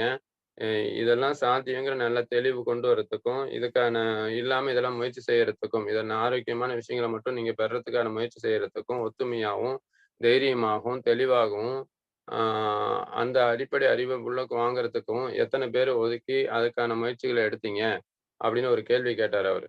அப்பதான் நமக்கு படுது ஒரு விஷயம். இந்த அடிப்படை விஷயங்கள் நம்ம தெரிதல் இல்லாம சொன்னதெல்லாம் சரின்னு நம்புனதுனாலயோ, அல்லது சொன்னதெல்லாம் தவறுன்னு ஒரு சிலர் ஒதுக்குனதுனாலயும் வாழ்க்கையில முன்னேற முடியாம அல்லது இன்னல்கள்ல ஆழல் படுறோம் அப்படிங்கிறதையும் நான் பார்க்குறோம். யார் யாருக்கு அயோடின் பற்றாக்குறை இருக்குதோ அவங்க மட்டும்தான் அயோடின் சால்ட் சாப்பிடலாமா வெளிய, எல்லாருக்கும் ஒரு ஊர்ல 1,00,000 பேர் இருக்கிறாங்கன்னா 1,00,000 பேத்துக்கும் எந்த காரணத்துக் கொண்டும் அயோடின் பற்றாக்குறையாவே இருந்துராது. ஒரு குறிப்பிட்ட சதவீதம் தான். அதுக்கப்புறம் ஒரு குறிப்பிட்ட சதவீதம் பேர் நார்மல் நிலையில இருக்காங்க. இன்னும் குறிப்பிட்ட சதவீதம் பேர் அதிகமான அயோடின் நிலையிலும் இருப்பாங்க. எல்லாத்துக்கும் அயோடின் நிலையை கொடுத்துட்டோம் அப்படின்னா, குறைஞ்சபட்சம் அயோடின் பற்றாக்குறை இருக்கிறவங்களும் மட்டும் நார்மலுக்கு வந்துடுறாங்க. அப்ப அதிகமா இருக்கிறவங்க இன்னும் அதிகமாயிடுறாங்க. நார்மலா இருக்கிறவங்களும் மறுபடியும் அதிகமான லிஸ்ட்ல வந்துடுறாங்க. அப்ப என்ன ஆகுது? அதனால அதிகமாகறதுனால வர பிரச்சனைகள் வர ஆரம்பிச்சிருது. அதனால நீங்க என்ன பண்ணணும்? யார் யாரு நார்மலான சால்ட் தேவை அப்படிங்கிறத உங்க அ பகுதியில இருக்கிற சாதாரண உப்ப வாங்கி வறுத்து எடுத்துக்கும்போது, உப்பையும் புளியும் வறுத்து எடுத்துட்டீங்கன்னா, அதுல இருக்கிற நச்சுக்கள் மேக்ஸிமம் குறைஞ்சிரும் அப்படிங்கிறத இந்த இடத்துல நான் பதிவு பண்ணிக்கிறேன். புளி சுட்டு எடுத்துக்கலாம், வறுத்து எடுத்துக்கலாம். அந்த காலத்துல புளி எப்படி பயன்படுத்துனாங்க அப்படின்னா, மண் சட்டியில புளி, அதுக்கப்புறம் உப்பு ஒரு லேயர், புளி ஒரு லேயர், உப்பு ஒரு லேயர்ன்னு சொல்லி ஒவ்வொரு அடுக்கா போட்டு 6 மாசம் கழிச்சு பயன்படுத்தும்போது, அந்த புளியினால வர வலியோ, அல்லது அதனால வர உபாதைகளோ வராம இருந்தது அப்படிங்கிறத தெரிஞ்சுக்கங்க. அந்த வகையில இந்த புளியும், உப்பையும் எப்படி பயன்படுத்தணுங்கிறது மாரி, நாம வந்து நம்மளுடைய அரசு துறையிலயோ, அதாவது கல்வித்துறையிலயோ இந்த சாத்தியக்கூறுகள அ அல்லது நீதித்துறையிலயோ, இந்த இந்த மாரி ஆரோக்கியத்துக்கான சாத்தியக்கூறுகள நம்ம வாரிசுகளுக்கு கொண்டு போய் சேர்த்தணுங்கிறதுக்கான முயற்சிகள நீங்க ஒவ்வொரு வல்லுநர்களும் உங்க வீட்ல இருப்பாங்க. இந்த மாரி துறையில இருக்கிறவைங்க. அப்ப என்ன பண்ணணும்? நீங்க இத பதிவு பண்ணி வைக்கணும். நீங்க இன்னைக்கு போடுற விதை உங்களுடைய சந்ததிகளுக்கான எதிர்காலமா இருக்கும். ஐயா, இதெல்லாம் நன்மைக்கான விஷயமா இருக்கு. எங்களுக்கு அடுத்து இந்த பாடத்திட்டத்துல இந்த மாரி தகவல்கள வைங்க. ஆ நம்ம வாரிசுகளுக்கு சொல்லிக் கொடுங்க. அவைங்களுடைய எதிர்காலமாவது ஒளிமயமா இருக்கட்டும். அப்படிங்கிற விஷயத்த உங்களுக்கு தெரிஞ்ச ஆ அதிகாரிகள், அரசியல்வாதிகள், நீதித்துறையில இருக்கிறவைங்க, நான் இதெல்லாம் வரவைங்க எல்லாத்துட்டயும் நான் பதிவு பண்ணிட்டு இருக்கிறேன். அப்ப அதனால நீங்க ஒவ்வொருத்தரும் இத பதிவு பண்ணும்போது, உங்களுடைய சந்ததிகளுக்கான ஒரு ஒளிமயமான எதிர்காலத்துக்கான விதைய இப்ப ஊன்றீங்க அப்படிங்கிறத தெரிஞ்சுக்கங்க. இப்ப இந்த காலச்சக்கரம் எப்படி ஒரு நல்ல விதைய உங்க மனசுல விதைச்சுக்கிட்டு இருக்குதோ, இல்ல சமுதாயத்த தூவிட்டு இருக்குதோ, அதையெல்லாம் நான் கண்கூடா பார்க்குறேன். என்கிட்ட ட்ரீட்மெண்ட்டுக்கு வர இந்த காலைச்சக்கரத்த பார்த்துட்டு ட்ரீட்மெண்ட் வந்துட்டு இருக்கிற ஒரு சிலர் என்கிட்ட தெரிவிக்கிறாங்க. ஐயா, நான் வந்து முதல்ல நெறைய மனசுடைஞ்சு போயிருந்தேன். ஆரோக்கியத்துல குறைபாட்டுல இருந்தேன். பல இன்னல்கள அனுபவிச்சுட்டு இருந்தேன். இந்த காலச்சக்கரத்துக்கு வந்ததுக்கப்புறம், நெறைய விஷயங்கள தெளிவானதுக்கு அப்புறம், அந்த இன்னல்கள்ல இருந்து ம் வெளிய வந்துட்டேன். ஆ நிம்மதியா வாழ்றேன். அப்படிங்கிறத அ ஒரு சிலர் வந்து என்கிட்ட பகிர்ந்துகிட்டத பார்க்கும்போது மிகவும் சந்தோஷமா இருந்தது.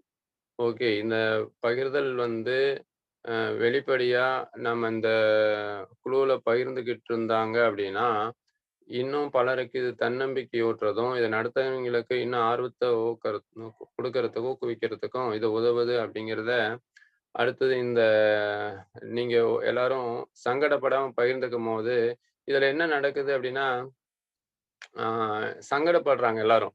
என்னுடைய தொந்தரவ ஒரு தளத்துல வெளியிடுறதா? இந்த வெளியிடுறதுக்கான சங்கடம் அப்படிங்கிறது, மத்தவங்களுக்கு இந்த நல்ல வாய்ப்புகள் போய் சேருதுங்கிறத நீங்க குழி தோண்டி புதைச்சுர்றீங்க. ஒரு அருமையான வாய்ப்பு குழி தோண்டி புதைச்சுர்றீங்கிற விஷயங்கள தெரிஞ்சுக்கங்க.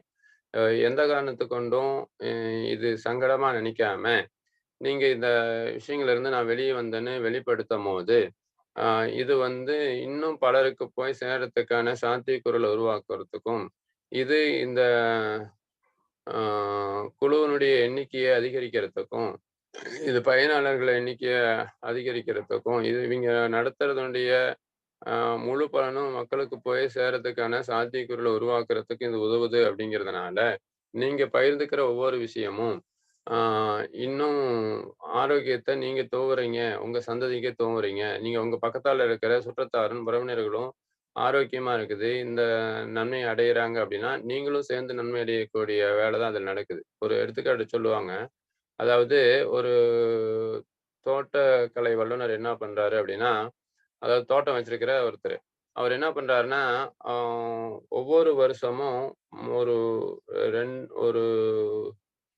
100 கிலோ விளையக்கூடிய ஒரு நெல் பயிர ஆ ஆ எப்பவும் நார்மலா எல்லா தோட்டத்துலயும் 100 கிலோ விளையுமாமா. அப்படிப்பட்ட நெல் பயிர ஒரு தரமான பயிர விளைவிச்சு குடுக்குறாரு. ஆனா, அவரு தோட்டத்துல மட்டும் கிட்டத்தட்ட 5 மடங்குக்கு மேல விளைச்சல் குடுக்குமாமா. இது எப்படி அப்படின்னு சொல்லி எல்லாரும் ஆய்வு செய்றாங்க, கேட்கறாங்க. ஆ அதுக்கு அவரு அ எங்களுக்கு எப்படியாவது சொல்லி ஆகணும் நீங்கன்னு கேட்கும்போது, அதுக்கு அவர் விளக்கம் குடுக்குறாரு. நான் வந்து என்னுடைய தோட்டத்துல இயற்கை உரங்கள் மட்டும் தான் போடுவேன். 1 இருக்கிறதுலயே எங்க தரமான நெல் இருக்குதோ, அத தேடி பிடிச்சு வாங்கிட்டு வருவேன். அது கொஞ்சம் விலை அதிகமா கூட இருக்கும். சரி, அது மட்டும் அவரு தோட்டத்துக்கு ஒரு 100 கிலோ தேவை அப்படின்னா, அவரு என்ன பண்ணுவாராமா, 500 கிலோவா வாங்கிட்டு வந்துருவாராமா. அவருக்கு தேவை 100 கிலோ தானே. எல்லாரும் யோசிக்கணும்ல, 500 கிலோ ஏன் வாங்கணும்னு. அவரு என்ன பண்ணுவாராமா, தன்னுடைய தோட்டம் சுத்தியும் இருக்கிற அ அந்த தோட்டத்துக்காரங்களுக்கு இது இலவசமா குடுத்துருவாராமா. இப்ப என்ன ஆயிரும், அந்த தோட்டத்துக்காரங்க எனக்கு இலவசமா நல்ல நெல்லு கிடைக்குதேன்னு சொல்லிட்டு, அவைங்க பயிரிடும்போது, அந்த சுத்தியும் இருக்கிற தோட்டம் பயிர்கள் நல்லா விளையுது. இதனால இவருடைய பயிருக்கு இன்னும் நோய் வருவதற்கான சாத்தியக்கூறுகளும், மருந்தடிக்க வேண்டிய அவசிய குறைவும் ஏற்பட்டதுனால, விளைச்சல் இன்னும் பல மடங்கு கொடுக்க முடிஞ்சது அப்படிங்கிறத அவர் வெளிப்படுத்துறார்.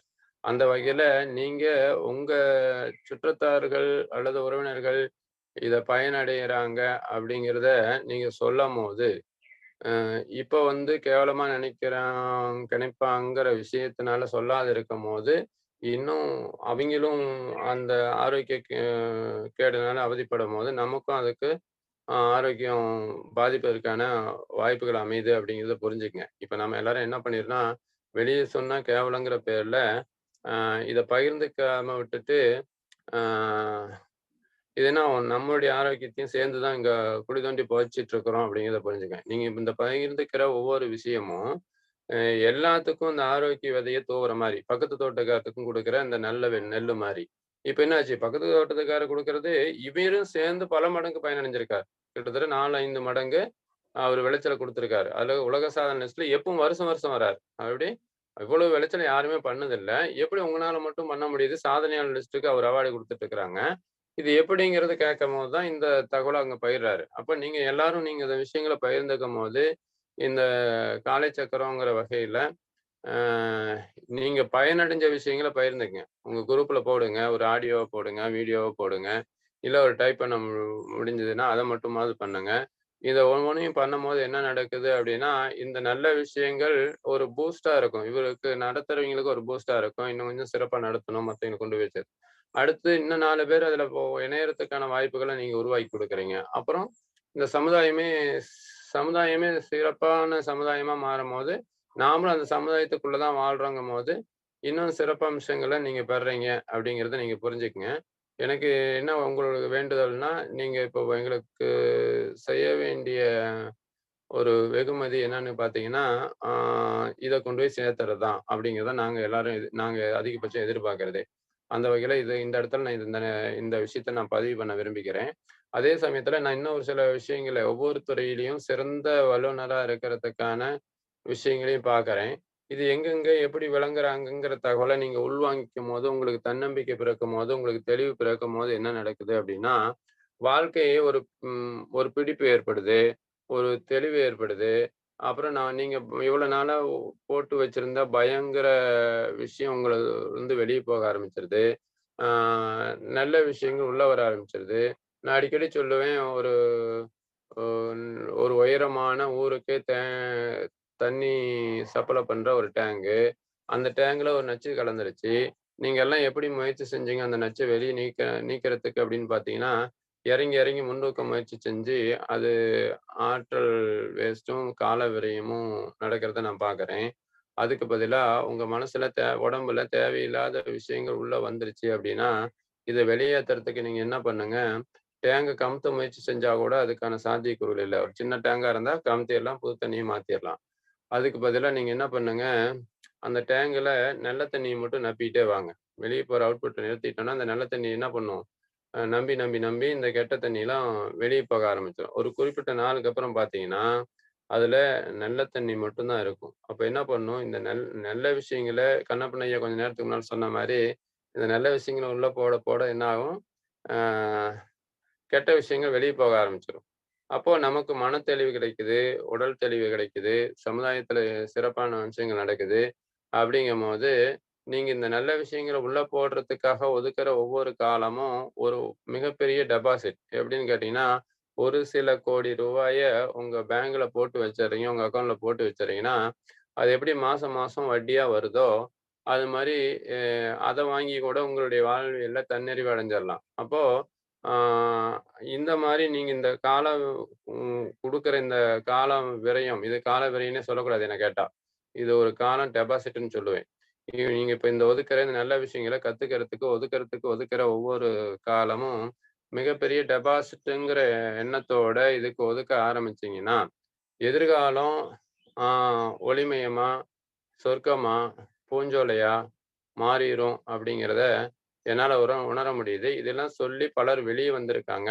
இதெல்லாம் யார் யார் இப்படி சொல்லி கடைபிடிச்சு வெளிய வந்தாங்கிற தகவல அடுத்தடுத்த வாரங்கள்ல நாம பகிர்ந்துக்கலாம். ஒரே ஒரு எடுத்துக்காட்டுக்கு மட்டும் சொல்லிர்றேன். அதாவது இதுல ஒரு பையன் என்கிட்ட ட்ரீட்மெண்ட்டுக்கு வந்த பையன். ஒரு 25, 24 வயசு இருக்கும். அவரு என்ன பண்ணாரு, ஒரு இந்த கொரோனா டைம்ல நெறைய பேத்துக்கு வேலை இழந்துட்டாங்க. அது மாரி அவரு அந்த டைம்ல இவரு வேலை இழந்துட்டாரு. அதுக்கு அடுத்தது அந்த பையன் லவ் பண்ணிட்டு இருந்தாப்படி, அந்த லவ்வரும் பிரிஞ்சு போயிட்டாங்க. அதுக்கப்புறம் குடும்பத்துல எல்லாமே விலக்கிட்டாங்க. உடல்நிலையில நிறைய பாதிப்பு ஏற்பட்டுருச்சு. இதெல்லாம் பார்த்துட்டு இவரு என்னங்கிறாரு, "ஐயா எனக்கு என்னால வாழணுங்கிற எண்ணமே இல்ல. எனக்கு வந்து அ வேலையும் போச்சு, எல்லாம் இது குடும்பம் போச்சு, தொழில் போச்சு. இது எல்லாமே என்னுடைய உடல்நிலை பாதிக்கப்பட்டுருச்சு. நானு சூசைட் பண்ணிக்கலாம் அப்படின்னு நினைக்கிறேன். அதுக்கு ஏதாவது ஐடியா குடுங்க" அப்படின்னு ஒரு கேள்வி என்கிட்ட. எப்படிப்பா ஒரு இக்கட்டான கேள்வி கேட்கிறாரு. அப்புறம் என்னன்னு பார்த்துட்டா, சரி இவருக்கு எளிமையான விஷயம் இருக்குதுங்கிறது தெரியாதனால இந்த மாரி ஒரு எண்ணத்துக்கு வந்துட்டாரு. இத புரிய வச்சுட்டோன்னா, அ வெளிய வந்துருவாரு அப்படிங்கிற வகையில, இவருக்கான இந்த தெளிவு குடுக்கறதுக்கான ஒரு சில விஷயங்கள அனுப்பிச்சு விட்டு, கூப்பிட்டு பேசி, வெளிய கொண்டு வந்தோம். இப்ப அப்படி பேசுனதுக்கு அப்புறம் அவரு என்ன ஆச்சு அப்படின்னா, அ அவரு கிட்டத்தட்ட 90 வழக்குகள் ஏதோ சொன்னாரு. 90 வழக்குகள அவர் தனியா வழக்கு சம்மந்தப்பட்ட விஷயங்கள் துறையிலயும் படிச்சிருக்காரு. அது 90 வழக்குகள சிறப்பா முடிச்சிருக்காரு. அடுத்தது இந்தியாவில் மிகச் சிறந்த ஹோட்டல்ல ஒரு மேனேஜரா ஜாயின் பண்ணியிருக்காரு. ஃபர்ஸ்ட் இது ஜாயின் பண்ணியிருக்காரு. அதுக்கடுத்து தான் இந்த வழக்குகள் ஜாயின் பண்ணியிருக்காரு. 800 பேர் வேலை செய்ற ஒரு சிறந்த ஹோட்டல்ல இவரு ஒரு மேனேஜர். அப்படி அதுக்கடுத்து என்ன பண்ணாரு, ஆ டெல்லியில நடக்கிற ஒரு பெரிய நிகழ்ச்சியில, அ அரசு துறையில நடக்கிற நிகழ்ச்சியில போயி அங்க பார்ட்டிசிபேட் பண்ணிட்டு, அங்க மேடையில பேசிட்டு வராரு.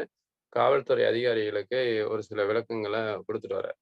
அதுக்கடுத்து என்னாச்சு, என்கிட்ட கூப்பிட்டு பேசுறாரு ஒரு சில மாதங்களுக்கு முன்னால. "ஐயா உங்களுடைய பகுதியில யாராவது உடல் ஊனமுற்றவங்க இருந்தா சொல்லுங்க. அவிங்களுக்கு அரசு துறையில இருந்து வர இலவச ஒரு நிதியுதவி, இலவச இடம், இலவச வீடு இத்தனையும் நான் ஃப்ரீயா செஞ்சு தரேன்" அப்படிங்கிறாரு. அதுக்கடுத்து இன்னொன்னு என்ன சொல்றாரு, ம் இந்த மாரி இன்னும் பல விஷயங்கள அங்க பகிர்ந்துட்டாரு. அதனால என்ன சொல்றேன்னா, இந்த அளவுக்கு அது உயர்ந்த நிலையில வந்துட்டாரு அப்படிங்கும்போது, எங்களுக்கு எவ்வளோ சந்தோஷமான விஷயம் இருக்கு. இப்ப நீங்க இந்த விஷயங்கள் எல்லாம் உள்ள வாங்கி, ஒரு மேடையில பேசுற அளவுக்கு அல்லது எ ஒரு தேவையில்லாத முடிவு எடுத்தவரு, இந்த அளவுக்கு முன்னேறிட்டார். அடுத்து அடுத்து என்ன சொன்னாருன்னா, கலெக்டருக்கு படிச்சுட்டு இருக்காரு அப்ளிகேஷன். எப்படின்னு பாருங்க. இந்த அளவுக்கு அவருடைய முன்னேற்றம் படிப்படியா நல்ல நிலைக்கு வந்துச்சு. இதெல்லாம் சாத்தியம் இருக்குது அப்படிங்கிறத நீங்க புரிஞ்சுக்கிட்டீங்க அப்படின்னா, இனிமேலும் வருங்காலங்கள்ல இத உள்வாங்குற ஒரு செலவு கணக்குல கொண்டு போகாம, இதுக்கான சாத்தியக்கூறுகள் இருக்குதுங்கிற ஒரு நோக்கத்தோட, அத வாங்கி உள்வாங்கணும். நீங்க எல்லாருமே உள்வாங்குறது முக்கியம் இல்ல. நெறைய விஷயங்கள எல்லாரும் தங்கம், வைரம், பவளம்னு வச்சிருக்கிறோம். செல்ஃபோன்ல எல்லாம் முக்கியமான தகவலா ஃபுல் ஆயிடுச்சு. அது அப்படியே ஃபுல் ஆயிடுச்சு 100% அப்படின்னா என்ன ஆகும்?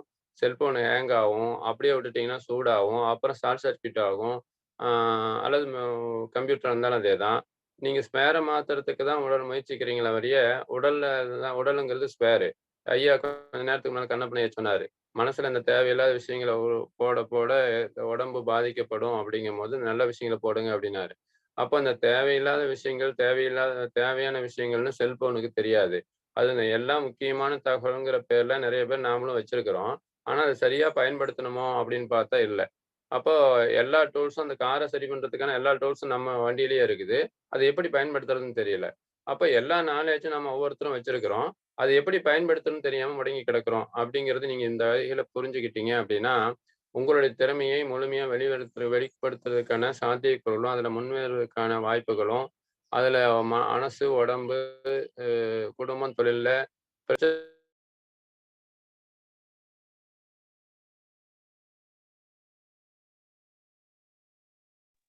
இந்த டைம்ங்கிறது மிகச்சிறந்த டைம்ங்கிறத கருத்தில் கொண்டு, இனி வரும் காலங்கள்ல இந்த மாரி யார் யாரு இந்த தன்னம்பிக்கை உங்க மனசுல விதைக்கும்போது தான் நோய்கள கூட நான் புள்ளிகள் ஐயா கூட சொல்லியிருந்தாரு.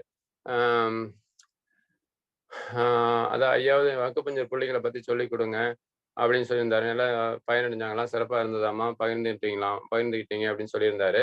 அந்த வகையில நான் இப்படியெல்லாம் சாத்தியம் இருக்கு. இந்த இடத்துல அழுத்தம் குடுத்தா, அடிபட்டு போற ரத்தத்த நீங்க உங்க விரல்ல, உங்களுடைய கையில இருக்கிற தன்னம்பிக்கையில, நீங்க இந்த தெளிவுல, இங்க அழுத்துனா சரி பண்ண முடியும் அப்படிங்கிற தன்னம்பிக்கை இருந்தா தானே நீங்க போய் அழுத்தும்போது அதனுடைய பலன அடைய முடியும். இன்னொருத்தருக்கும் செய்ய முடியும். அப்ப இந்த தன்னம்பிக்கைலாம் இழந்துட்டு நீங்க உள்வாங்கிட்டு இருக்கிறீங்க. அதனால இந்த செல்ஃபோனையும், மெமரியும் அல்லது நாலேட்ஜையும் நெறையா ஃபுல் பண்ணி வச்சுட்டு, நல்ல விஷயம் தானே ஃபுல் பண்ணியிருக்கிறேன்னு சொல்லி, ஆனா அதில பார்த்தா நல்ல விஷயம் பதிவு பண்ணதுக்கு அப்புறமும் குடும்பம், தொழிலு, மனசு, உடம்புல பிரச்சனைன்னு சொல்லி புலம்பிட்டு இருக்கிறீங்க. எதுக்கு வருது? இந்த தூக்கத்த எங்க தொலைச்சீங்க? அந்த நன்மைய எங்க தொலைச்சீங்கங்கிறத மட்டும் தேடல ஆரம்பிங்க. நம்ம இதுக்கான விஷயங்கள இன்னும் ஒரு சில நாட்கள்ல பார்ப்போம். இப்போ என்ன பண்ணுவோம்? இப்படியெல்லாம் சாத்தியமான விஷயங்கள் இருக்குது. எளிமையா ஒரு குழந்தையினால இத சாதிக்க முடியுது. ஒரு சாதாரண மனிதனால உலக அளவுல ஒரு விஷயத்த கண்டுபிடிச்சு சொல்ல முடியுது. அப்படிங்கும்போது, நீங்க ஒவ்வொருத்தருக்கும் இந்த திறமை இருக்குது. நீங்க இந்த ஒரு விஷயத்த ஆர்வத்தோட பதிவு பண்ணீங்க அப்படின்னா, அல்லது அணுகுனீங்க அப்படின்னா, நீங்க பெரிய மனிதனா வரங்க முடியும். கீலர் பாஸ்கர் ஐயாட்ட அன்னைக்கு கேட்டாங்க. என்னான்னு சொல்லி, "அ ஐயா நீங்க மட்டும் எப்படி எல்லா துறையிலயும் சிறந்த வல்லுனரா திகழ முடியுது?" அப்படின்னு கேட்டாங்க.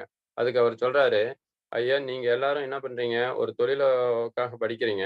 அந்த தொழில்ல தன்னிறைவு அடைஞ்சுட்டீங்க அப்படின்னா, அதோட எனக்கு வருமானம் வருது. இதுவே போதும்னு ஒரு எல்லைக்கோட்ட வகுத்துடுறீங்க. அதனால என்ன ஆகுது? அடுத்த ஸ்டேஜுக்கு போறது, அடுத்ததான நாலேட்ஜ் தெரிஞ்சுக்க முடியாத போயிடுது அப்படிங்கிறத பகிர்ந்துட்டாரு.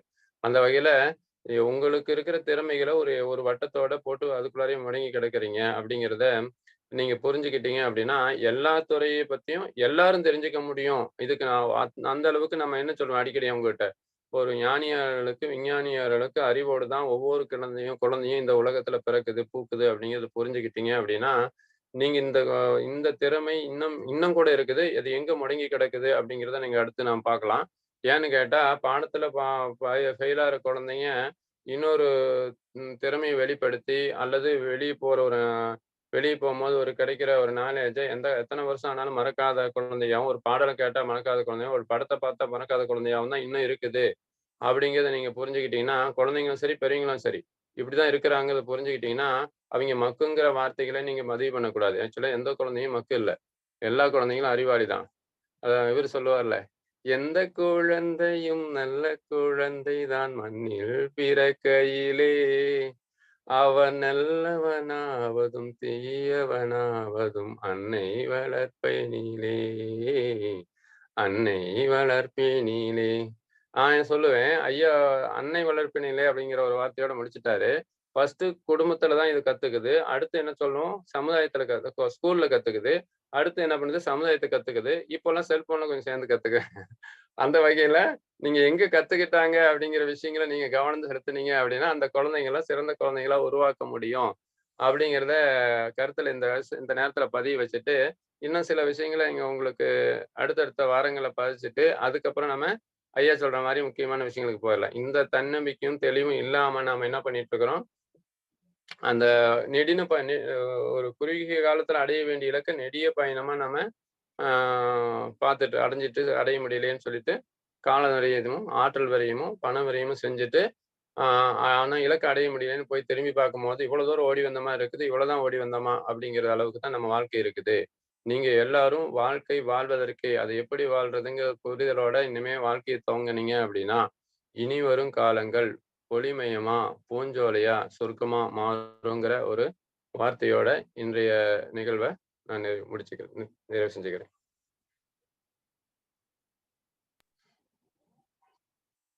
ஐயா நன்றிங்கய்யா.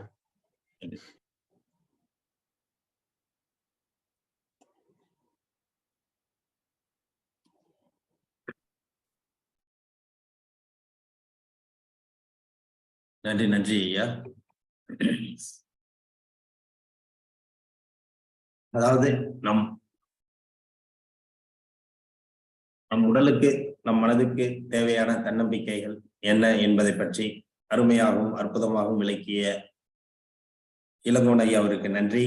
அதாவது அவங்க வந்து நம்ம சில விஷயங்களை அவங்கள்ட்ட எடுத்து கூறணும். அந்த விஷயங்களை ஐயா சொன்னாங்க. உடல்நலம், அது ஆரோக்கியத்தை பத்தி, மருத்துவத்தை பத்தி நம்ம கொடுத்தா நல்லா இருக்கும் அப்படிங்கிற ஒரு கருத்தை அவங்கள்ட்ட வலியுறுத்தக்குள்ள ஃபர்ஸ்ட் அவங்களுக்கு தன்னம்பிக்கை வேணும். தன்னம்பிக்கை இருந்தாதான் அவங்க உடல்நிலையை பாதுகாத்துக் கொள்ள முடியும் என்பதை அவர்கள் வலியுறுத்தினார்கள். அந்த தலைப்புல தான் இன்னைக்கு வந்து அவங்க வந்து நாம் வந்து எப்படி நம்மளோட உடம்பை தன்னம்பிக்கையா வச்சுக்க முடியும் அப்படிங்கிறத வந்து ஒரு தெளிவா நமக்கு விளக்குனாங்க. நம்மளோட முயற்சிகள், நம்மளோட எண்ணங்கள், நம்மளோட எல்லா விஷயமும் நம்மளை சார்ந்து நம்ம வந்து ஒரு மனதளவுல ஒரு தன்னம்பிக்கையோட இருந்தால் மட்டும்தான் நம்ம வந்து அதை முன்னேற்றத்துக்கு கொண்டு செல்ல முடியும் என்பதை அருமையாக விளக்கினார்கள். அதே உதாரணத்துக்கு வந்து ஹீலர் பாஸ்கர் ஐயா வந்து இன்னைக்கு வந்து எல்லா துறையிலும் சிறந்து விளங்குறாங்கன்னாக்கா அது எப்படி முடியுது அப்படிங்கிறத பத்தியும் அவங்க வந்து ஒரு அற்புதமான ஒரு விளக்கம் கொடுத்தாங்க. இப்படி பல வகையில பல கருத்துக்களை கூறி நல்ல ஒரு பாடலாசிரியராகவும் நல்ல ஒரு பாட்டு பாடக்கூடிய திறமையும் உள்ள அவர் வந்து இன்னைக்கு வந்து ஒரு பாடலோட அப்பப்போ வந்து நமக்கு நல்ல ஒரு விஷயங்களையும் பாடல்கள் மூலமாக விளக்கி உள்ளார்கள். ரொம்ப சந்தோஷமான விஷயம். இதுல வந்து நம்ம உள்வாங்க வேண்டிய விஷயங்கள் என்ன என்பதை நாம் தொடர்ந்து வலியுறுத்தி கூடியதான் இருக்கிறோம். உள்வாங்கக்கூடிய விஷயங்கள் என்னன்னு நம்ம பார்க்கணும்னாக்கா, இப்போ வந்து இப்ப ஐயாட்டே வந்து இதுல வந்து நிகழ்ச்சியில வந்து நிறைய பேர் கலந்துக்கிறீங்க, போய் ட்ரீட்மெண்ட்டுக்காக போறதா கூட அவங்களும் சொல்றாங்க. இதே கண்ணப்பன் ஐயா கூட அப்படின்றாங்க. அந்த ட்ரீட்மெண்ட்டுக்கு போறீங்க, அந்த விஷயங்கள் இதுல பயனடைகிறீங்க அப்படிங்கிறதையும் அவங்க வலியுறுத்துறாங்க. அந்த பயன்கள் வந்து உங்களோட வந்து அது வந்து குழிதோடு புதைக்கப்படுகிறது அப்படின்னு தான் நாங்க நினைக்கிறோம்.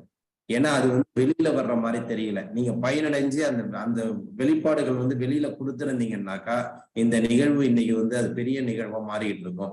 நீங்க என்ன செஞ்சிருக்கீங்கன்னா உங்களோட பயனுக்கு மட்டும் வந்துட்டு உங்களோட பயனை மட்டும் பெற்றுட்டு அந்த பயனை வந்து உள்வாங்கிக்கிட்டு நீங்க அதை விட்டு வெளியில போற மாதிரியான ஒரு நிகழ்வா தான் இந்த நிகழ்வை பார்த்துக்கிட்டு இருக்கீங்க. அது ரொம்ப வருத்தம் அளிக்கக்கூடிய ஒரு நிகழ்வா இருக்கு எங்களுக்கு. ஏன்னா ஒரு கருத்தை வந்து கண்ணப்பன் ஐயாட்டையும் நம்ம இளங்கோன் ஐயாட்டையும் பேசக்குள்ளதான் தெரியுது. அவங்க இது மாதிரி ஒரு சந்தேகங்களை வந்து நம்மள்கிட்ட கொண்டு வராங்க. அதுல வந்து அவங்க பயன்பெற்றுட்டாங்க அப்படிங்கிறத வந்து அவங்க வலியுறுத்துறாங்க. அப்ப அந்த பயன்பெற்ற அந்த நிகழ்வுகளோட வெற்றிகள் வந்து இந்த காலச்சக்கர நிகழ்வுக்கு வரவில்லை என்பதை இந்த தருணத்தில் அனைவருக்கும் நாங்க வந்து முன்வைக்கிறோம். நம்ம எப்படி ஒரு வெற்றி இந்த காலச்சக்கரம் மூலமாக உடல் அளவில் நமக்கு ஒரு பெரிய வெற்றி கிடைத்திருக்குது அப்படி என்பதை நீங்க வந்து வெளிக்கொண்டு வந்தால் மட்டும்தான், இப்ப ஐயா சொன்ன மாதிரி 10 பேருக்கு சொன்னா மட்டும்தான் இது வந்து அடுத்தவங்களுக்கு தெரிய வரும். அடுத்தவங்களுக்கு இது வந்து நல்லா வந்து பயன்படுத்திப்பாங்க அப்படிங்கிறத வந்து இந்த காலச்சக்கரம் நிகழ்வு காலை வேளையிலே உங்களுக்கு அனைவருக்கும் கண்டிப்பாக தெரியப்படுத்துகிறோம். நீங்கள் மட்டும் பயன்பெற்றால் போதாது, அனைவரும் பயன்பெற வேண்டும். இன்னைக்கு வந்து நாங்க ஏன் இந்த நிகழ்ச்சி இப்ப நடத்துறோம்னாக்கா உலக அளவுல எல்லாரும் பயன்பெற வேண்டும். கிட்டத்தட்ட எத்தனை லட்சங்கள் பேர் வந்தாலும் நாங்கள் கொடுக்கறதுக்கு ரெடியா இருக்கிறோம். அந்த நோக்கத்துலதான் நாங்க வந்து முன்னிறுத்து வந்துட்டு இருக்கிறோம். இப்ப கண்ணப்பன் ஐயா இருக்கட்டும், கண்ணப்பன் ஐயா வந்து அவங்க ஏன் இந்த அளவுக்கு இறங்கி வந்து நமக்கு வந்து இந்த அளவுக்கு செஞ்சு கொடுத்துட்டு இருக்காங்க. காலையில உடற்பயிற்சியா இருக்கட்டும், இதா இருக்கட்டும், எப்படி செஞ்சு கொடுத்துட்டு இருக்காங்கன்னாக்கா அது எல்லாருக்கும் சென்றடைய வேண்டும். அவங்க சொன்ன ஒரே கருத்து, இது ஒரு புத்தகத்துல படிச்சு நான் வந்து இன்னைக்கு வந்து வெளியில வந்து இதை நான் கத்துக் கொடுக்கல, இதை வந்து நான் உண்மையாக என்னோட நிகழ்வு, அதாவது டெய்லி அவங்க வர்ற இந்த மருத்துவத்தை வந்து அடுத்தவர்களுக்கும் அவர்களும் பயன்படுத்தி அடுத்தவர்களுக்கும் இந்த மருத்துவத்தை பயன்படுத்தி கொடுத்து அதுல வந்து பயன்பெற்ற சில கருத்துக்களை சில பயிற்சிகளை மட்டும்தான் இன்னைக்கு வந்து இந்த காலச்சக்கரம் நிகழ்வு கொடுக்குறாங்க. அதனாலதான் உங்களுக்கும் அந்த பெரிய ஒரு பயன் கிடைக்குது. இன்னைக்கு வந்து உங்களை வந்து ஒரு ரிகர்சலா அவங்க பார்க்கல, அவங்க வந்து பயன் பெற்றதை உங்களுக்கு உள்வாங்கி அப்படியே கொடுக்கறதுனால இன்னைக்கு நீங்க பெரிய ஒரு பயனாளியா நீங்க இருக்கிறீங்க அப்படிங்கிறத வந்து இந்த தருணத்துல நம்ம தெரிவிச்சுக்கிறோம். ஏன்னா இந்த விஷயங்கள் வந்து அனைவரும் உள்வாங்கி அடுத்தவர்களுக்கும் தெரியப்படுத்த வேண்டும் என்பதுதான் எங்களோட நோக்கம். நீங்க வந்து அடுத்தவர்களுக்கும் தெரியப்படுத்துங்கள். ஏன்னா நம்ம கிட்டத்தட்ட பாத்தீங்கன்னா ஒரு நேரத்துல 60 பேர் இருந்து நம்ம இன்னைக்கு 30 பேர் 35 பேர் கிட்டத்தட்ட வந்திருக்கிறோம். இது பெரிய வெற்றியா இல்ல பெரிய இகழ்ச்சியா அப்படி என்பதை வந்து நீங்க தான் உள்வாங்க வேண்டும். இதுல வந்து நம்ம வந்து வேற எதுவும் சொல்றதுக்கு ஒண்ணும் கிடையாது. அதனால வந்து இந்த வெற்றியை வந்து அடுத்தவர்களுக்கு வந்து நீங்க பயன்பெறும் பயன்களை வந்து அடுத்தவர்கள் நாங்க எந்த விதத்துல இது வந்து வெளியில கொண்டு போக முடியுமோ எல்லா விதத்திலையும் கிட்டத்தட்ட பாத்தீங்கன்னா முன்னாடி நம்ம அந்த காலச்சக்கரம் நிகழ்வு வந்து தொடர்ச்சியான ஒரு பயிற்சி முறைகளா தான் இருந்தது. இப்ப கண்ணப்பனையா வந்து டெய்லி வந்து பயிற்சி முறைகளை தான் கொடுத்துட்டு இருந்தாங்க. அப்புறம் வந்து வாரம் ஒருத்தவங்க வந்து நமக்கு ஒரு ஸ்பீச் கொடுக்குற மாதிரி ஒரு நிகழ்வா தான் இருந்துச்சு. இன்னைக்கு வந்து 7 நாட்களும் வாரத்தின் 7 நாட்களும் ஒரு பயிற்சி முறைகளுடன் கூடிய ஒரு சிறப்பு விருந்தின கருத்தை கூறக்கூடிய ஒரு நிகழ்வாக இன்னைக்கு நடந்து கொண்டிருக்கிறது. இது வந்து பாத்தீங்கன்னா நீங்க வந்து சார்ந்து எந்த ஒரு நிகழ்வு யோகா பயிற்சியா இருக்கட்டும் இல்ல ஆன்மீக பயிற்சியா இருக்கட்டும் ஒரு கலை சார்ந்த பயிற்சிகளா இருக்கட்டும் எந்த ஒரு பயிற்சியிலும் இதுவே ஒரு நிகழ்வு நடப்பதாக எனக்கும் தெரியவில்லை, அடுத்தவர்களும் இதை பற்றி கூறவில்லை என்பதை அதையே நீங்களும் முன்கொண்டு பாத்தீங்கன்னா தெரியும். பயிற்சி முறைகள் நடக்குதா, இந்த விஷயம் நடக்குதா என்பதை நீங்களும் உள்வாங்க வேண்டும். ஆகையால் ஏன் அந்த நேரத்துல வந்து இவ்வளவு விஷயங்களை உங்களுக்கு சொல்றேன்னாக்கா போடக்கூடிய ஒரு கோடு எங்க கையில தான் இருக்கு. அந்த வெற்றியை வந்து நிலைநாட்டக்கூடிய ஒரு சக்தி உங்க கையில இருக்கு. அந்த வகையில தான் இந்த விஷயங்களை அவங்க அனைவருக்கும் தெரியப்படுத்துகிறோம். ஏனென்றால் இந்த விஷயத்தை அனைவரும் உள்வாங்கி அடுத்தவர்களுக்கும் தெரியப்படுத்தி, ஏன்னா வந்து இந்த விஷயங்கள் வந்து அடுத்தவர்களுக்கு போனாதான் நீங்க பயன்பெற்றுட்டுன்னு 10 பேர்ட்ட சொன்னாதான் அடுத்தவங்க வந்து ஒரு 2 பேர் உள்ள வருவாங்க, இல்ல ஒருத்தவங்கனாச்சும் உள் வருவாங்க. அந்த ஒரு ஆள் பயன்பெற்று அடுத்தவங்கள்ட்ட 10 பேர் சொல்லக்குள்ளதான் இந்த 2 பேர் உள்ள வருவாங்க. இன்னைக்கு இந்த காலச்சக்கரம் நிகழ்வுல வந்து இந்த Rotary Club of Karaikal friends இந்த நிகழ்ச்சியை நடத்தலைன்னா இதுல கலந்துக்கிற 40 பேருக்கு என்னன்னு தெரியாம போயிருக்கும். உங்களோட கருத்துக்களும் என்னன்னு வெளி வராம போயிருக்கும். உங்களோட உடல்நிலைகளும் எப்படி இருந்தது அப்படியேதான் இருந்துட்டு இருக்கும். அதை நீங்க உள்வாங்கினீங்கன்னா நல்லா இருக்கும். அதை நீங்க உள்வாங்கி இன்னைக்கு வந்து நீங்க அதை வெளிப்படுத்தினா மட்டும்தான் அடுத்தவர்களுக்கு இது போய் சேர முடியும் என்பதை இந்த தருணத்திலே அனைவருக்கும் தெரிவித்துக் கொண்டு, நாம் சொன்னது போல் இந்த நிகழ்வில் தொடர்ந்து பயணித்துக் கொண்டிருப்பவர்களுக்கு அருமையான ஒரு சான்றிதழுடன் கூடிய ஒரு நினைவு பரிசு வழங்கப்படும் என்பதை மீண்டும் உங்களுக்கு அனைவருக்கும் தெரியப்படுத்துகிறோம். நீங்கள் அதையும் உள்வாங்கி அடுத்தவர்களுக்கும் இந்த நிகழ்வுகளை பற்றி தெரியப்படுத்தி உங்களுடைய பயனை அடுத்தவர்களுக்கும் பயன்பெற செய்து இந்த நிகழ்வை ஒரு சிறப்பான நிகழ்வாக மாற்றித் தரும்படி மீண்டும் அனைவரையும் அன்புடன் கேட்டுக்கொண்டு, இன்றைக்கு நமக்கு சிறப்பான ஒரு கருத்துக்களை கூறி ஒரு தன்னம்பிக்கை அளித்த ஹீலர் இளங்கோவன் ஐயா அவர்களுக்கு நன்றியை தெரிவித்துக் கொண்டு, தொடர்ந்து இந்த நிகழ்வை சிறப்பாக நடத்தி கொண்டிருக்கும் Rotary Club of Karaikal friends City சங்கத்திற்கும், இன்று நம்முடன் இணைந்து பணியாற்றிய Rotary Club of Thanjavur East சங்கத்திற்கும், நமக்கு ஆசனங்களை அளித்த ஆசான் கண்ணப்பன் ஐயா அவர்களுக்கும், இன்று கலந்து கொண்டு நமக்கு சிறப்பானது ஒரு தன்னம்பிக்கையை ஏற்படுத்திய ஹீலர் இளங்கோவன் ஐயா அவர்களுக்கும், திட்டத்தலைவர் ரமேஷ் மோகன் அவர்களுக்கும், இந்த நிகழ்விலே கலந்து கொண்டு சிறப்பித்துக் கொண்டிருக்கும் அனைத்து நல் உள்ளங்களுக்கும் இந்த காலை வேளையிலே நன்றிகளையும் வாழ்த்துக்களையும் தெரிவித்துக் கொண்டு, இன்றைய நிகழ்வை இத்துடன் நிறைவு செய்து நாளை காலை 5:30 மணி அளவில் காரைக்கால் வேளாண் வழி எம்பி பாஸ்கர் ஐயா அவர்களுடன் நிகழ்வுடன் சந்திப்போம் என்று நன்றி கூறி விடைபெறுகிறோம். நன்றி, வணக்கம். வாழ்க வளமுடன், வாழ்க வளமுடன், வாழ்க நலமுடன்.